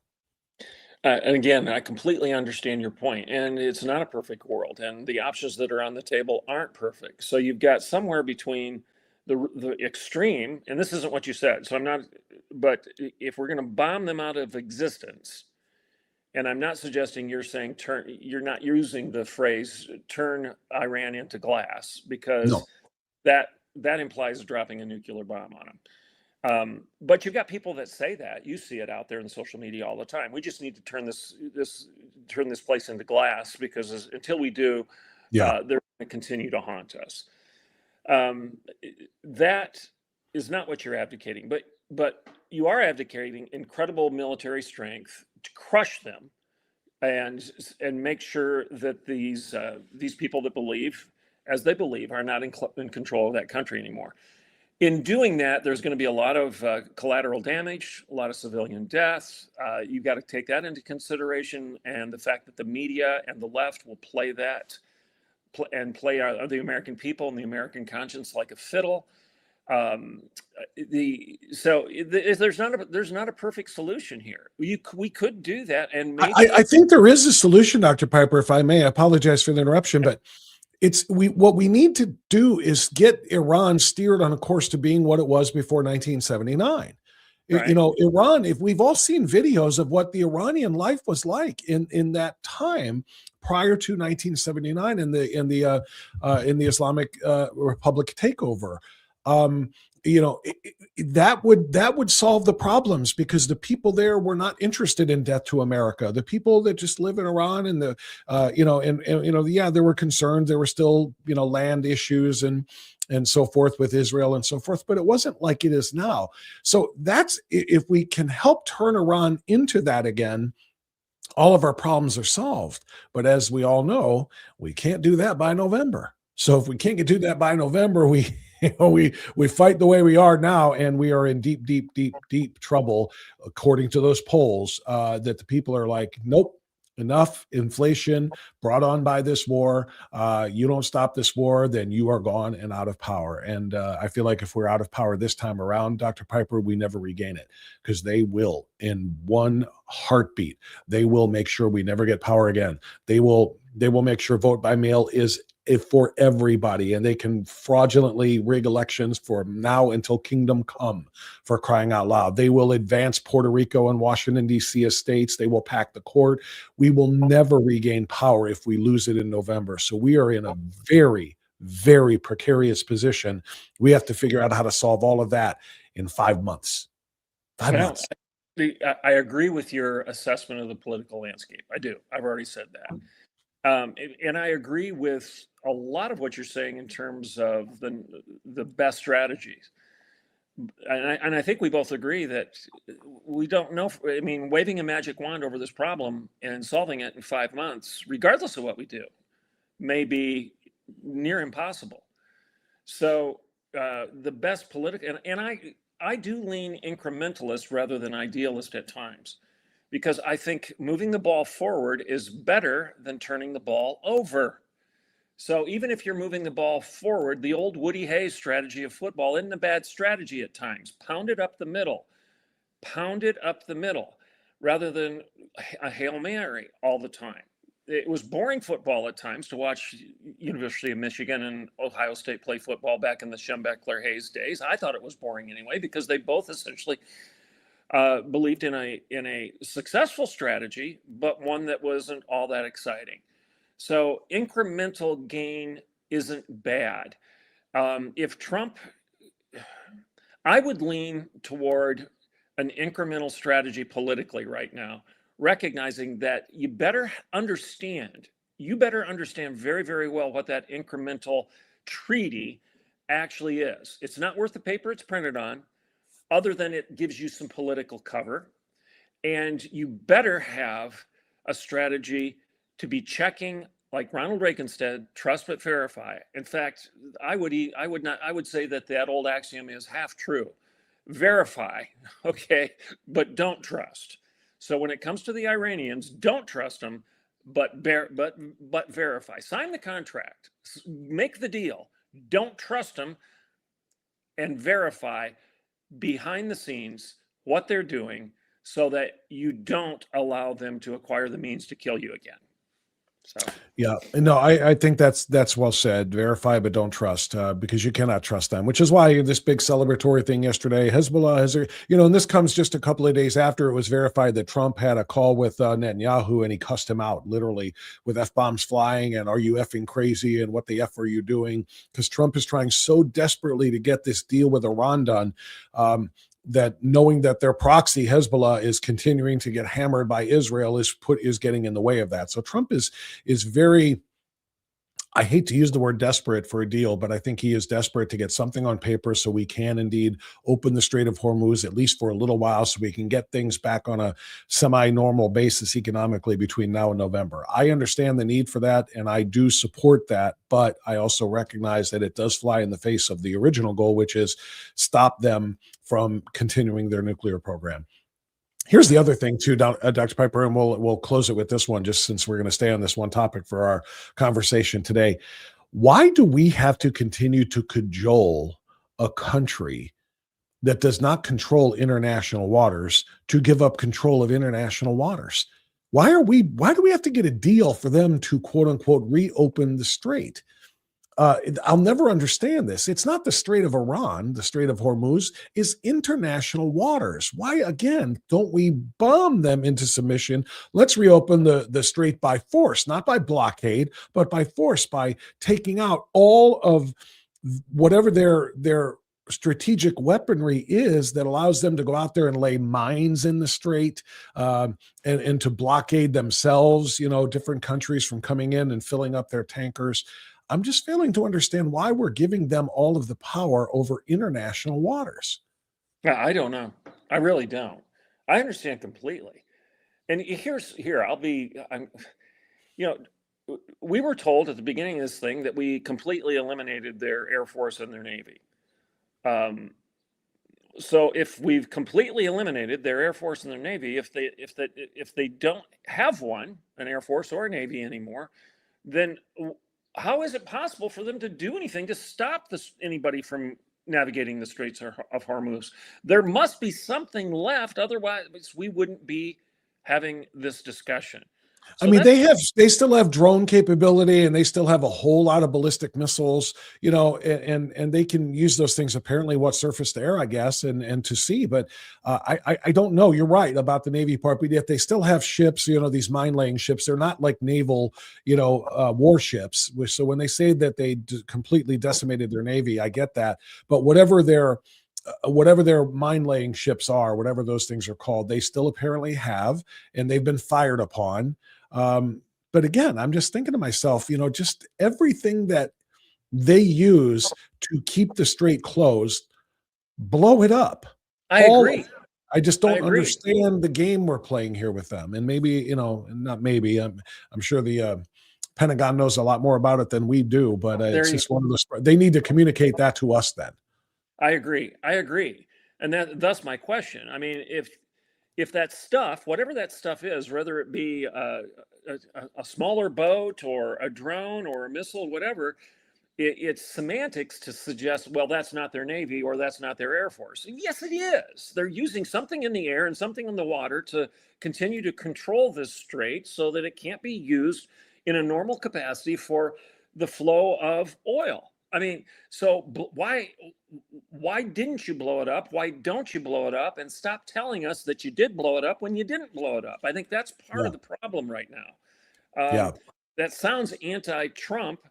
I don't intend it to sound that way, but because I do believe that the Pentagon, it knows something you and I don't know. We don't know everything as to what's going on over there right now, but what we do know is what you're telling us. And you're telling us, apparently in hyperbolic terms, exaggerated terms, that you blew the capacity of the Iranian regime. You blew their military capacity up on land, on water, and in the air. You blew it all up. You eliminated it all. That's what you've told us over and over again. But that can't be true. Otherwise, you wouldn't be negotiating the Straits of Hormuz right now, because apparently this country has some control over it that's causing you a headache. So we're not hearing the whole story, and that causes us a great deal of concern, and it's causing some people to vote the other direction. And as those surveys that I just discussed with you, prove, we have less than 5 months to figure it out. Because again, this is dragging us down. This is going to drag the entire party down. We're going to lose the majority, and when we lose the majority, we're going to lose the Republic. So this is a very, very dangerous situation we're in. Dr. Piper, thank you so much. I appreciate your time as always. Great stuff. Good to have you. We'll check in with you again next week if you're willing. All right. Blessings. All right. Thank you, Dr. Piper. All right, there you go. That's Dr. Everett Piper joining us. And I want to remind you now about our good friends at Keeping Medicare Simple. My guy, Mark King, taking care of your Medicare needs now for nearly 4 decades. You know how long that is to start a business and keep it going that long? That's extraordinary. You can only do that by treating people right. And I have been sending seniors who are friends and listeners and supporters and fans of mine to Mark King for over 5 years since I first met Mark and learned more about Keeping Medicare Simple. I've been sending seniors to him, and seniors come back to me and say, thank you. My goodness, they're getting more for their bang for their buck. They're getting more services, more benefits in their packages through Medicare, and they're paying less in premiums than they would have otherwise. What the insurance companies don't want you to know is that there are options. They want you to think that getting on Medicare is only one way, their way. And they'll just tell you, this is the way, this is the cost, this is what you get. Sign up and have a nice day. Mark is an independent agent representing multiple carriers who can tell you, no, there are differences in what you can get and what is available to you. And if you don't understand and need to navigate Part A, Part B, Part D, the prescription drug coverage, Mark will take care of that for you too. Call that number on your screen, 440-832-8936. log on to that website you see next to it, keepingmedicaresimple.com, and tell Mark that you heard it right here on Strictly Speaking Unfiltered. He's going to take tremendous care of you, and guess what? He won't charge you a nickel. All right. Whether you're in Medicare now and you want to kind of see if you're in the best possible plan that you have, or if you are aging into Medicare, turning 65 this year, and you are on your way into it with no idea whatsoever what you're doing, call Mark. He'll take care of you in either case. 440-832-8936 and online at keepingmedicaresimple.com. Soon you will find out why I trust Mark King with Medicare, and I know you can too. By the way, Mark and his lovely wife are going to be on the bus with us, headed down to Columbus on Monday, June 22nd. We're going to have our own Strictly Speaking bus filled with patriots and activists and supporters, unfiltered insiders. We're going to be heading down to Columbus for One Small Step, our celebration of America 250. Again, you're going to want to go to, there it is, a250ohio.com to learn more about the speakers and about the planned events for the day. It's going to be fantastic. I'm very much looking forward to it. Again, Donovan O'Neill asked me yesterday right here on this program if I would lead things off and actually get the party started, and I am more than happy to do that. We've got a great list of speakers after that, but it's not just about the presentations. What's going to happen at AFP Ohio and the Concerned Veterans for America, this fantastic America 250 event, is you're going to be able to interact with, mingle with, strategize with other activists in the state of Ohio, all geared toward the same thing, making Ohio the best it can be, and by extension, the United States of America. So it's going to be a great, great session. There's going to be probably, I think, 500 to 600 people that can fit into the venue. There's going to be different buses coming from different parts of the state, all of us converging in the center of Ohio to strategize, like I said, celebrate America at 250. But also to strategize going forward for the state of Ohio. So I'm so excited about that. And Mark King, anyway, to my point, I checked in with Mark a couple of days ago and I said, are you on the bus with us? And he said, let's do it. So Mark will be there. I told him to bring his lovely wife. And I hope you are on that bus as well. So make sure that you join the Strictly Speaking Unfiltered bus. Go to my Facebook page, either Bob France or Strictly Speaking Unfiltered with Bob France, or to the locals community, which you can access by clicking the join button under the Rumble screen you're watching right now. All of the each of those sites has the pin post there to register for that trip down to Columbus aboard our Strictly Speaking bus. All right, it is 8:37. So guess what? I take a look in our green room right now, and I see a very familiar face. It's familiar to me, and it should be familiar to you. He is the host of the Windsor Report in Columbus, and he is the founder of the Ohio Press Network. Our friend Jack Windsor joining us now right here on Strictly Speaking Unfiltered. We got to switch that back. Dylan, come on, get it straight now. Jack, good morning. What's up, buddy? Bob, good morning. It's good to see you. Thank you for choosing me today. Lots to talk about, brother. Yeah, yes, indeed, there is. And we're going to dive into all of the different Ohio things here in just a moment. Obviously, I had Marcell Strbich on this morning, and I know you're in regular contact as well with the former candidate for Secretary of State, who is continuing to fight for election integrity and advocating for true, free, and fair elections in Ohio going forward. And I want to talk to you about that, but you're going to be with us in Columbus. And I was just talking about AFP, and you're going to be on that speakers list as well. And give me your thoughts. I'm honored. You know, if you would have told me in 2020 that I'm going to be on a stage with Bob France and celebrating America's 250th birthday and being highlighted as somebody who took one small step in his life to make a big difference in his community, I'd have thought, wow, that's kind of strange. How's that going to happen? But here we are. It has been an incredible journey, and I'm just flipping excited, man. I think we're going to have a great crowd. Obviously, we're going to have great speakers. And, you know, my hope is that this would be a way for us to remember who we are, where we are, and why we're here for a time such as this. We live in the greatest country on the planet, in the history of the planet.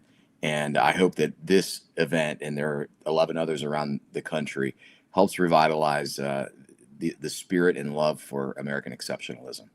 Yeah, and that's exactly what it is all about. We are exceptional. I have said this many, many times. The phrasing, everybody has a phrase for what they see for the United greatest nation on earth. I always call it the greatest force for good in the history of human civilization, because I feel like that is the case. From the time of our founding to where we are today, have we been perfect? No. Have we been striving for perfection? Absolutely. And have we achieved good for billions of people on this planet over that 250 years? You better believe we have. The greatest force for good in the history of human civilization is what we are, and that's what we commemorate.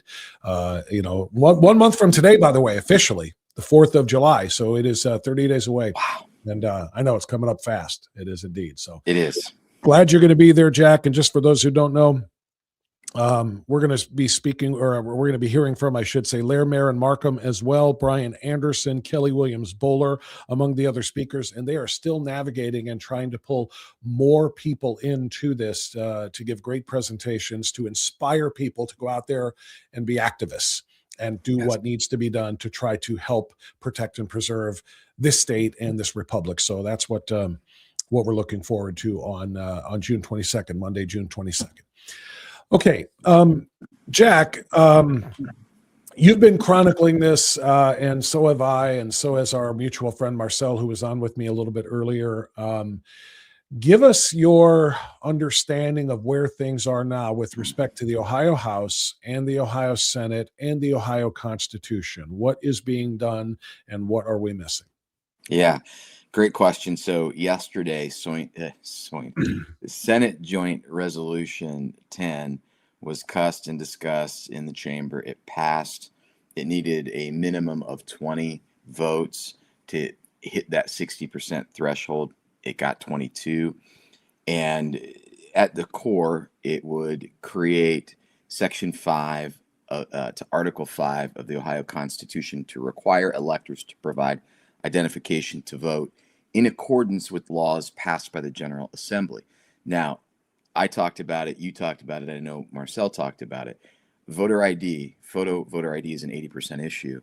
And when this was first proposed, the Senate Joint Resolution 10 and the companion legislation in the House Joint Resolution 9, some folks were excited because they thought, well, this is an 80% issue, it's a slam dunk. But when you looked at those resolutions, what they lacked was a photo voter ID requirement for mail-in balloting. And it appears, and I'm interested, I did not get to catch Marcell's segment. I'm going to go back and listen, or you can kind of bring me up to snuff. There were some changes to that original Senate Joint Resolution 10. And I believe, I just looked at it, I read the bill, and it sounds like the way that they have worded it is that at a minimum, electors must provide photo identification, or, if authorized by law, a signature plus at least one other unique identifier, a numeric or alphanumeric descriptor assigned by a state or federal agency, or a truncated version of a descriptor, say the last four of your social security number. I think that would also apply to mail-in balloting. So they kind of put the language in there to say we need a photo ID. However, we could also do this thing. And I'm just going to cut to the chase. I put a video out yesterday. Like you, I have a pulse on some segments of conservative grassroots. And my concern is Republicans have put this forward, one, because it's an 80% issue. It's a good idea. Two, I think they've done it to juice turnout for November. My concern is if they're not explicit about requiring a photo voter ID across the board, applied evenly, it's actually going to piss people off. And it may actually retard the turnout model instead of juicing it. And so that was my concern yesterday. And as I read the language, frankly, it's still one of my concerns, Bob. I'm curious as to what you and Marcell see. Well, I concur. I'm very, very worried about turnout for a number of reasons, and I think this could indeed, limit the number of people who are motivated and excited to go out there. Jack, did you see the Fox News poll that came out last night?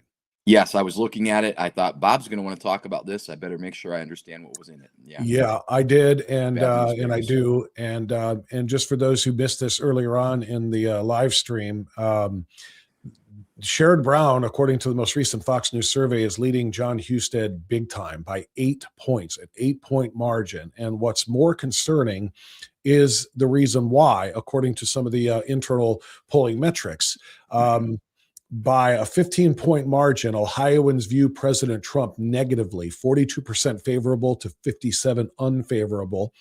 And this poll shows that the president's ratings are on par with that of John Husted, 41% favorable, 50% unfavorable, while Sherrod Brown is viewed much more positively, 53 to 44.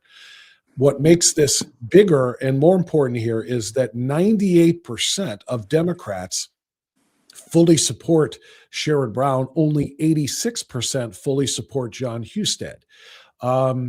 And the excitability factor, and that's not the phrasing, I'm looking for the phrasing of those who are extremely or very motivated to come and vote in this election, much, much higher, 82% for Democrats and only 76. That's a 6-point margin, extremely or very motivated to vote this November. So, Jack, I'm looking at this. Trump's name is not on the ballot. John Husted's name doesn't resonate with a lot of people for a lot of reasons. And I think that Vivek Ramaswamy is being hurt, and thus so will John Husted. So will all of the down ballot races, the congressional races, and some of the other things, because of, you know, the Casey Putsch following that said, nope, we're just going to sit this one out. I'm looking at all of these things, and I'm not seeing a very motivated Republican base to come out there and vote for these things. And now that what you're saying is also true, that they won't have a guarantee that this issue, this constitutional amendment, will indeed make sure that all votes must be verified by photo identification. It's just another reason for a very lackadaisical, less than hyper motivated party to come out there in big numbers in November. And I think that is just, it's destructive for the state. It is. There are a lot of things. So I got to tell you this little anecdote. It would have been Tuesday night. Whitney and I were having dinner with some friends, and they try to keep a pulse on politics. And they asked me, you know, how are the races for Senate and governor going? And I said, do you want my honest take? And they said, of course. I said, well, I think they're both in trouble. And they're like, really? And wouldn't you know it, this poll came out the next day, and I kind of explained some of the things that guys like you and I see. I mean, let's face it, we're still far enough out. Many voters are thinking about what summer camps are the kids going to go to? Are we going to go to Cedar Point this year, or are we going to go to Florida? Right? They're still just kind of in a different mindset. But, you know, guys like you and I read the tea leaves, and there are many things that are disturbing. Number one, affordability is an issue that the Democrats will continue to talk about, and Republicans are not doing themselves any favors. Nope. That's number one. Trump's favorability is down. He's not at the top of the ticket, like you said.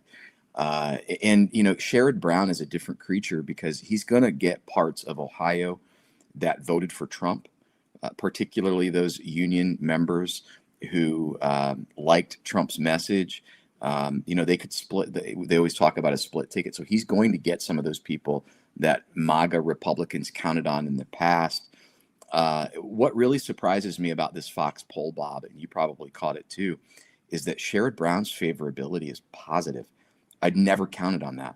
Sherrod Brown has tremendously high name recognition, and his favorability was not high before, and that seems to have flipped a little bit. So in the other, I think it was +7, wasn't it? I'm trying to find it again. I think. Yeah, it was I looked at the article. Yeah, which surprised me too. I'm with you. Yeah, it was. I want to say, if you find it, yeah, I think it was +7. And so, let me. No, I was wrong, Jack. +9, 53 favorable, 44 unfavorable for Sherrod Brown. +9 for a guy that the people of Ohio threw out, pretty overwhelmingly just 2 years ago. Exactly.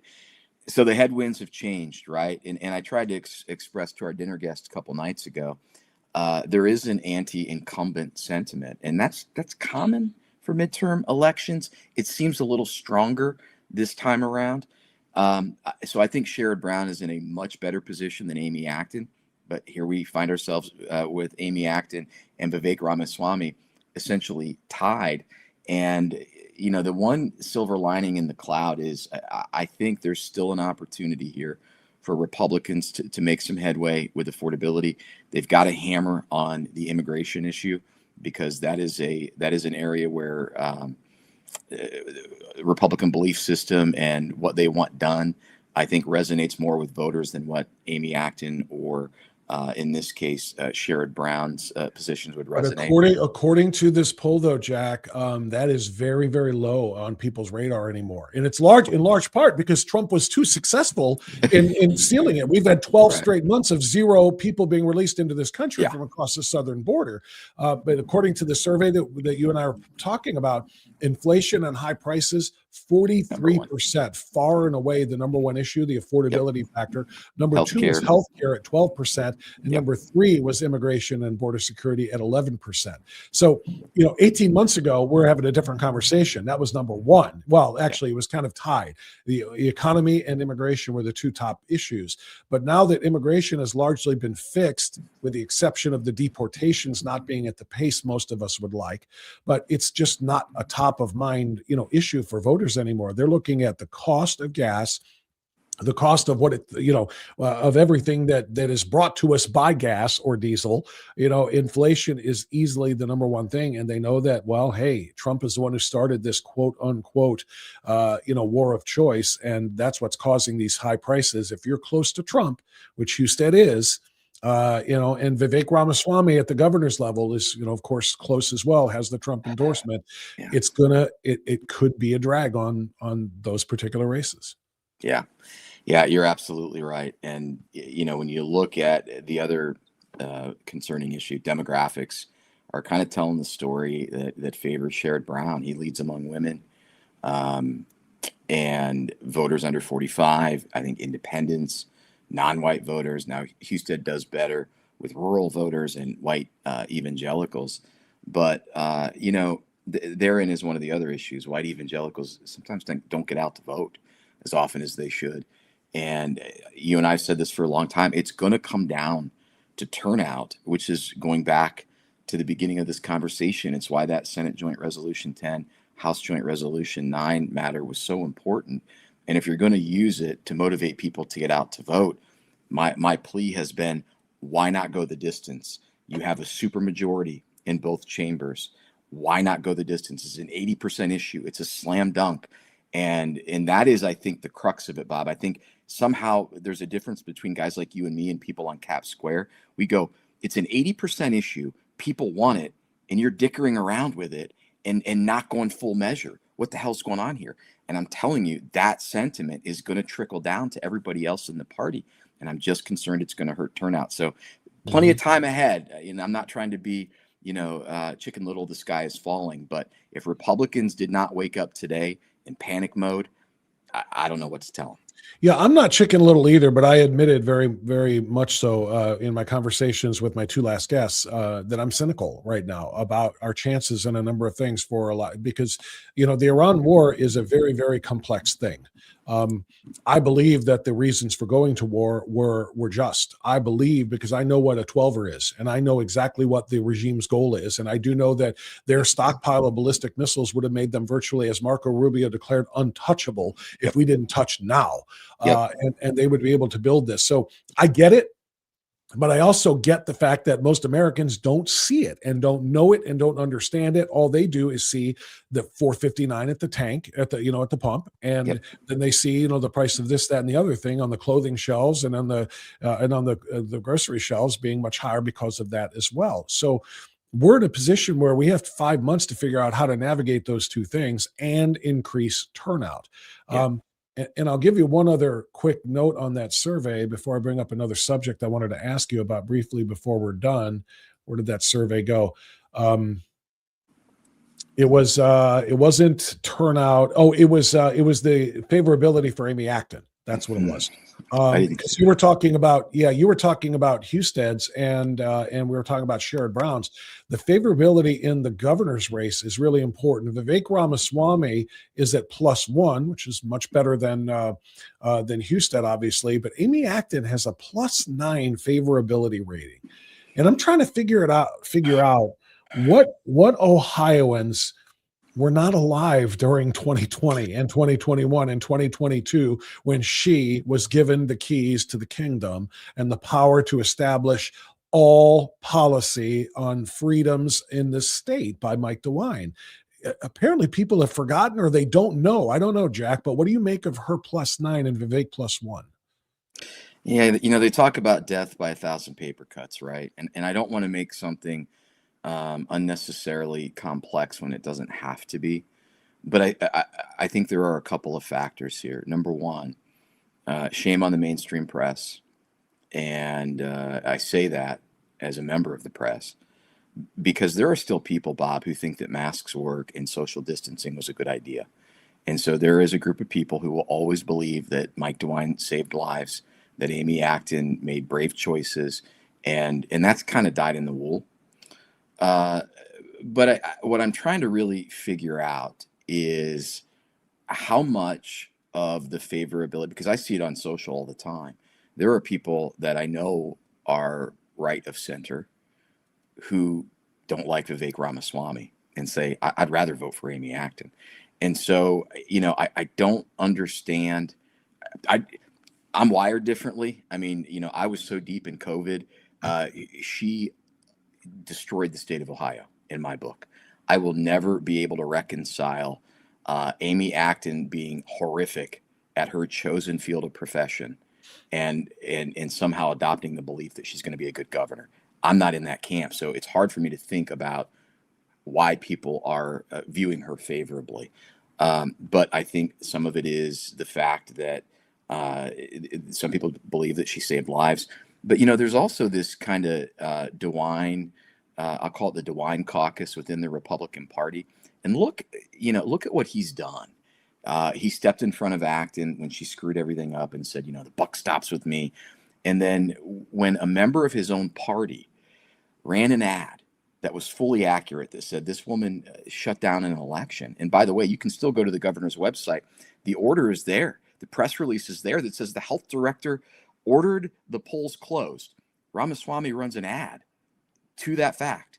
And DeWine comes out and says, oh, no, that was me. So you have people, I think, that are in the moderate wing of the Republican Party who are going, well, I kind of like Mike DeWine.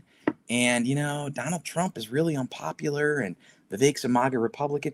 So there's just a lot. There's a lot there. But, Bob, I wish I could see the world the way that the Acton supporters do. I can't.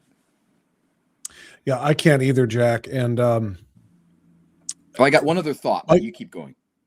Okay. No, you finish yours because I'm going to change subjects here for our closing. Yeah, so real quick, and I got to be careful here because this will sound very conspiratorial, and we should talk about it another time.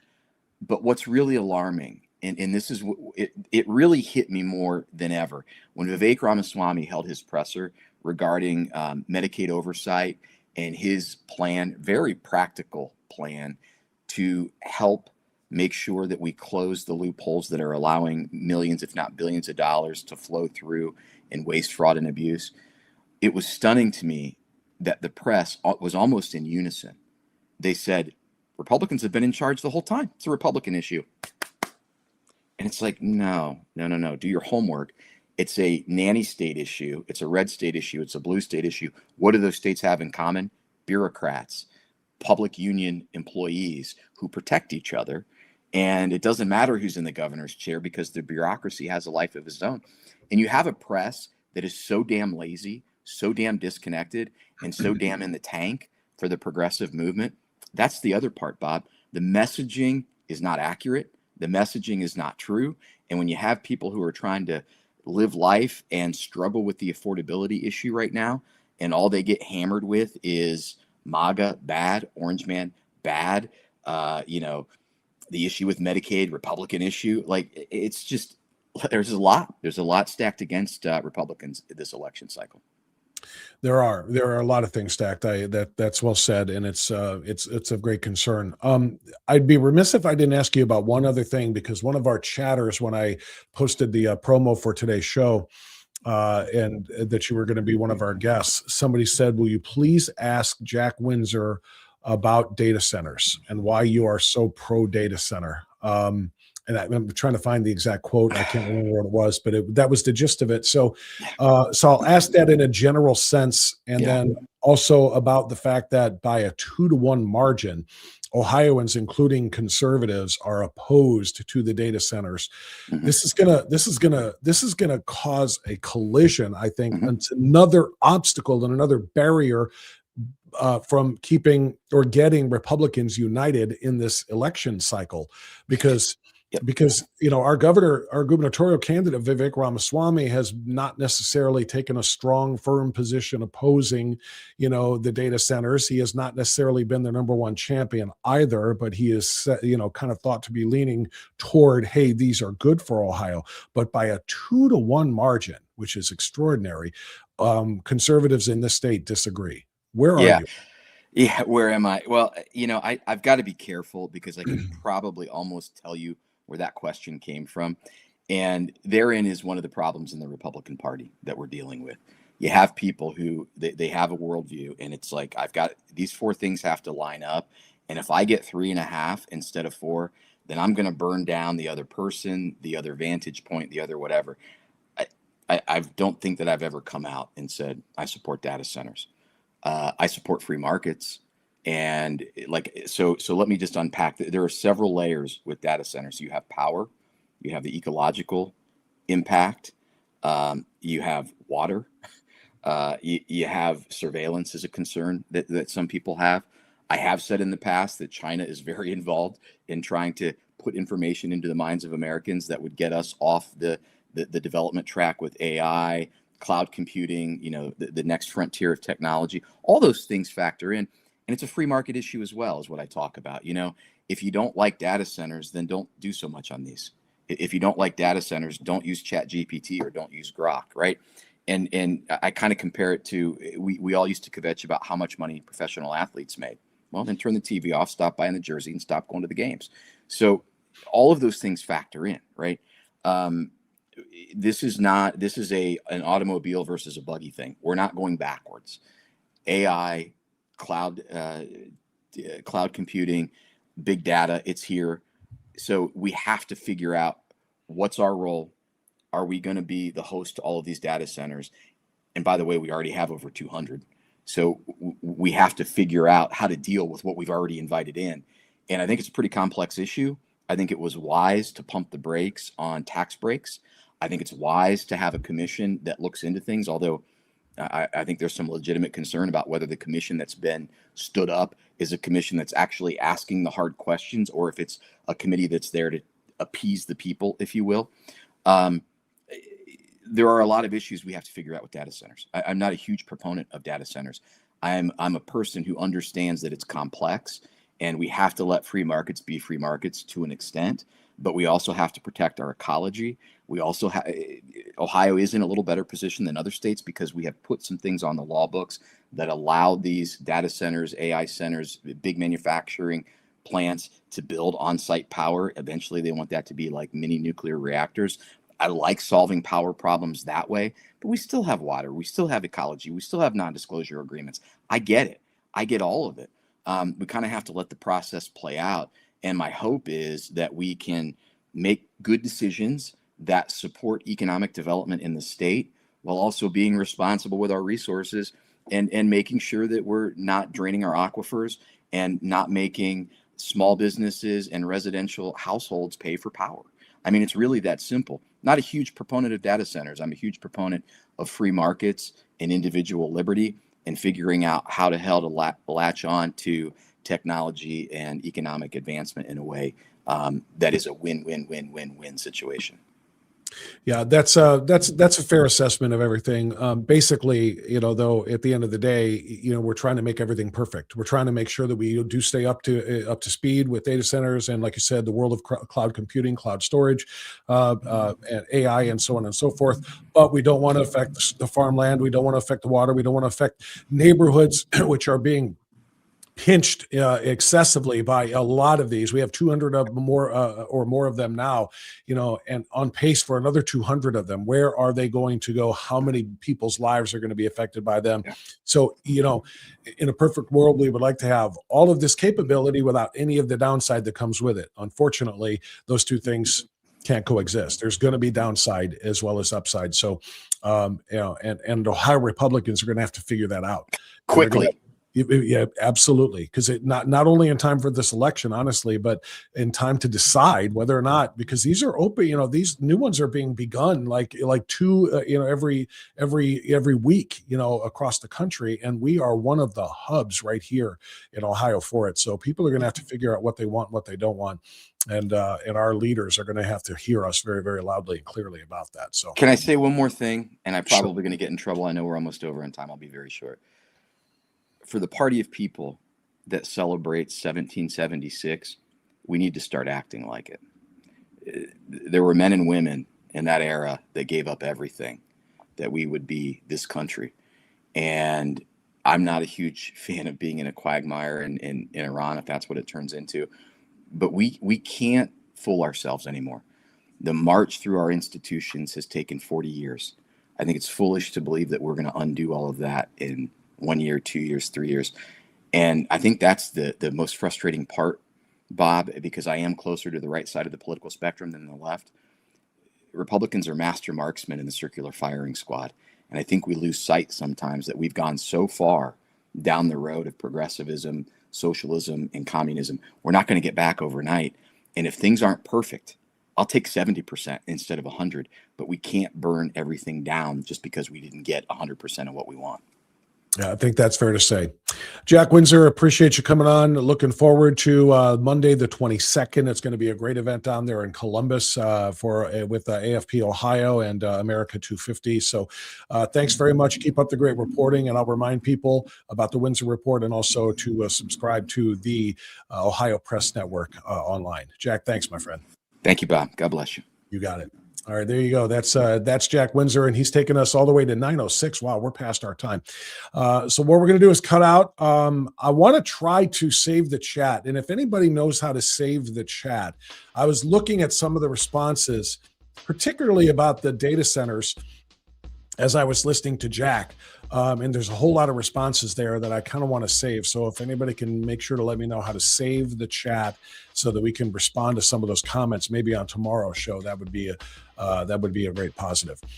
Thank you to my guests, all three of them, Marcell Strbich. Oh, and thank you to my friend Charlie, by the way. This is 2 days in a row now. I got Charlie and right under the gun, as opposed to earlier in the show. I like to vary those and do beginning, middle, and end for each of them. But I do not want to be remiss and forget about the politically incorrect mechanic, the MAGA mechanic. All right. He is America first through and through, and he treats your car like it was his car. I can tell you that because he works on everything that I own with an engine pretty much, and he can figure it out, whether it be mechanical or electronic. And there are so many vehicles are now electronic messes. Charlie's area of expertise. Charlie Kalani at Charlie's Auto Repair in Lakewood, 216-470-0170. Not only is he an expert at all of those things, he's, like I said, a patriot who knows what it means to treat people fairly. He will not overcharge you in parts. He will not overcharge you in labor. He will indeed, in fact, undercharge you, especially if you are a first responder, an American military veteran, or an active member of the military, or if you simply have a concealed carry license. If you are a CC, concealed carry weapons permit holder, you're going to get 10% off as well. So make sure when your car is ready for its next maintenance, regular maintenance, or if there is a repair that you need, there's the place to go. Charlie's Auto Repair in Lakewood at 216-470-0170. Now I want to say thank you to my guests, Marcell Strbich, Dr. Everett Piper, and Jack Windsor. Thanks to all of thanks to Dylan running the show behind the scenes, and thanks to you, especially you in the chat room. You guys are very active, and you are the heart and soul of what we're doing every single day. If you have not yet been here for our live stream and you're watching this on replay, be a part of the chat. Watch it live, 7 a.m. You can watch it or listen to it while you're getting dressed, driving to work, whatever the case might be. Just plug your phone into your car and listen to it through the speakers. But be a part of it if you can, especially if you're able to get into the chat. It adds so much to our conversations and our influence, if you will, which is what the goal is, to protect and preserve this republic. Okay, thank you, everybody. Be well, be safe, stay free. God bless. We will see you tomorrow for a free-for-all Friday. And also, by the way, tomorrow, but also for tomorrow, I'm going to give you the live spot that I was supposed to give last Friday when the Rubble glitch happened. A bill put forth by 2 Ohio State representatives, Josh Williams and Angie King, needs more attention than it's getting. And it needs to get out of a Senate committee to come up for a full floor vote. It's already passed the House. It's Ohio House Bill 249. I've talked about it in passing, but I never gave you the full 40-minute interview that I did with Josh and Angie, and I want to give that to you tomorrow. So you're going to have that tomorrow as a part of the live stream, all right? So don't be late. Be here bright and early, 7 o'clock tomorrow. And don't forget, like on the way out and hit that notification bell so you know to get new content right here from Strictly Speaking. Now, be well, be safe, and stay free. See you. Bye-bye.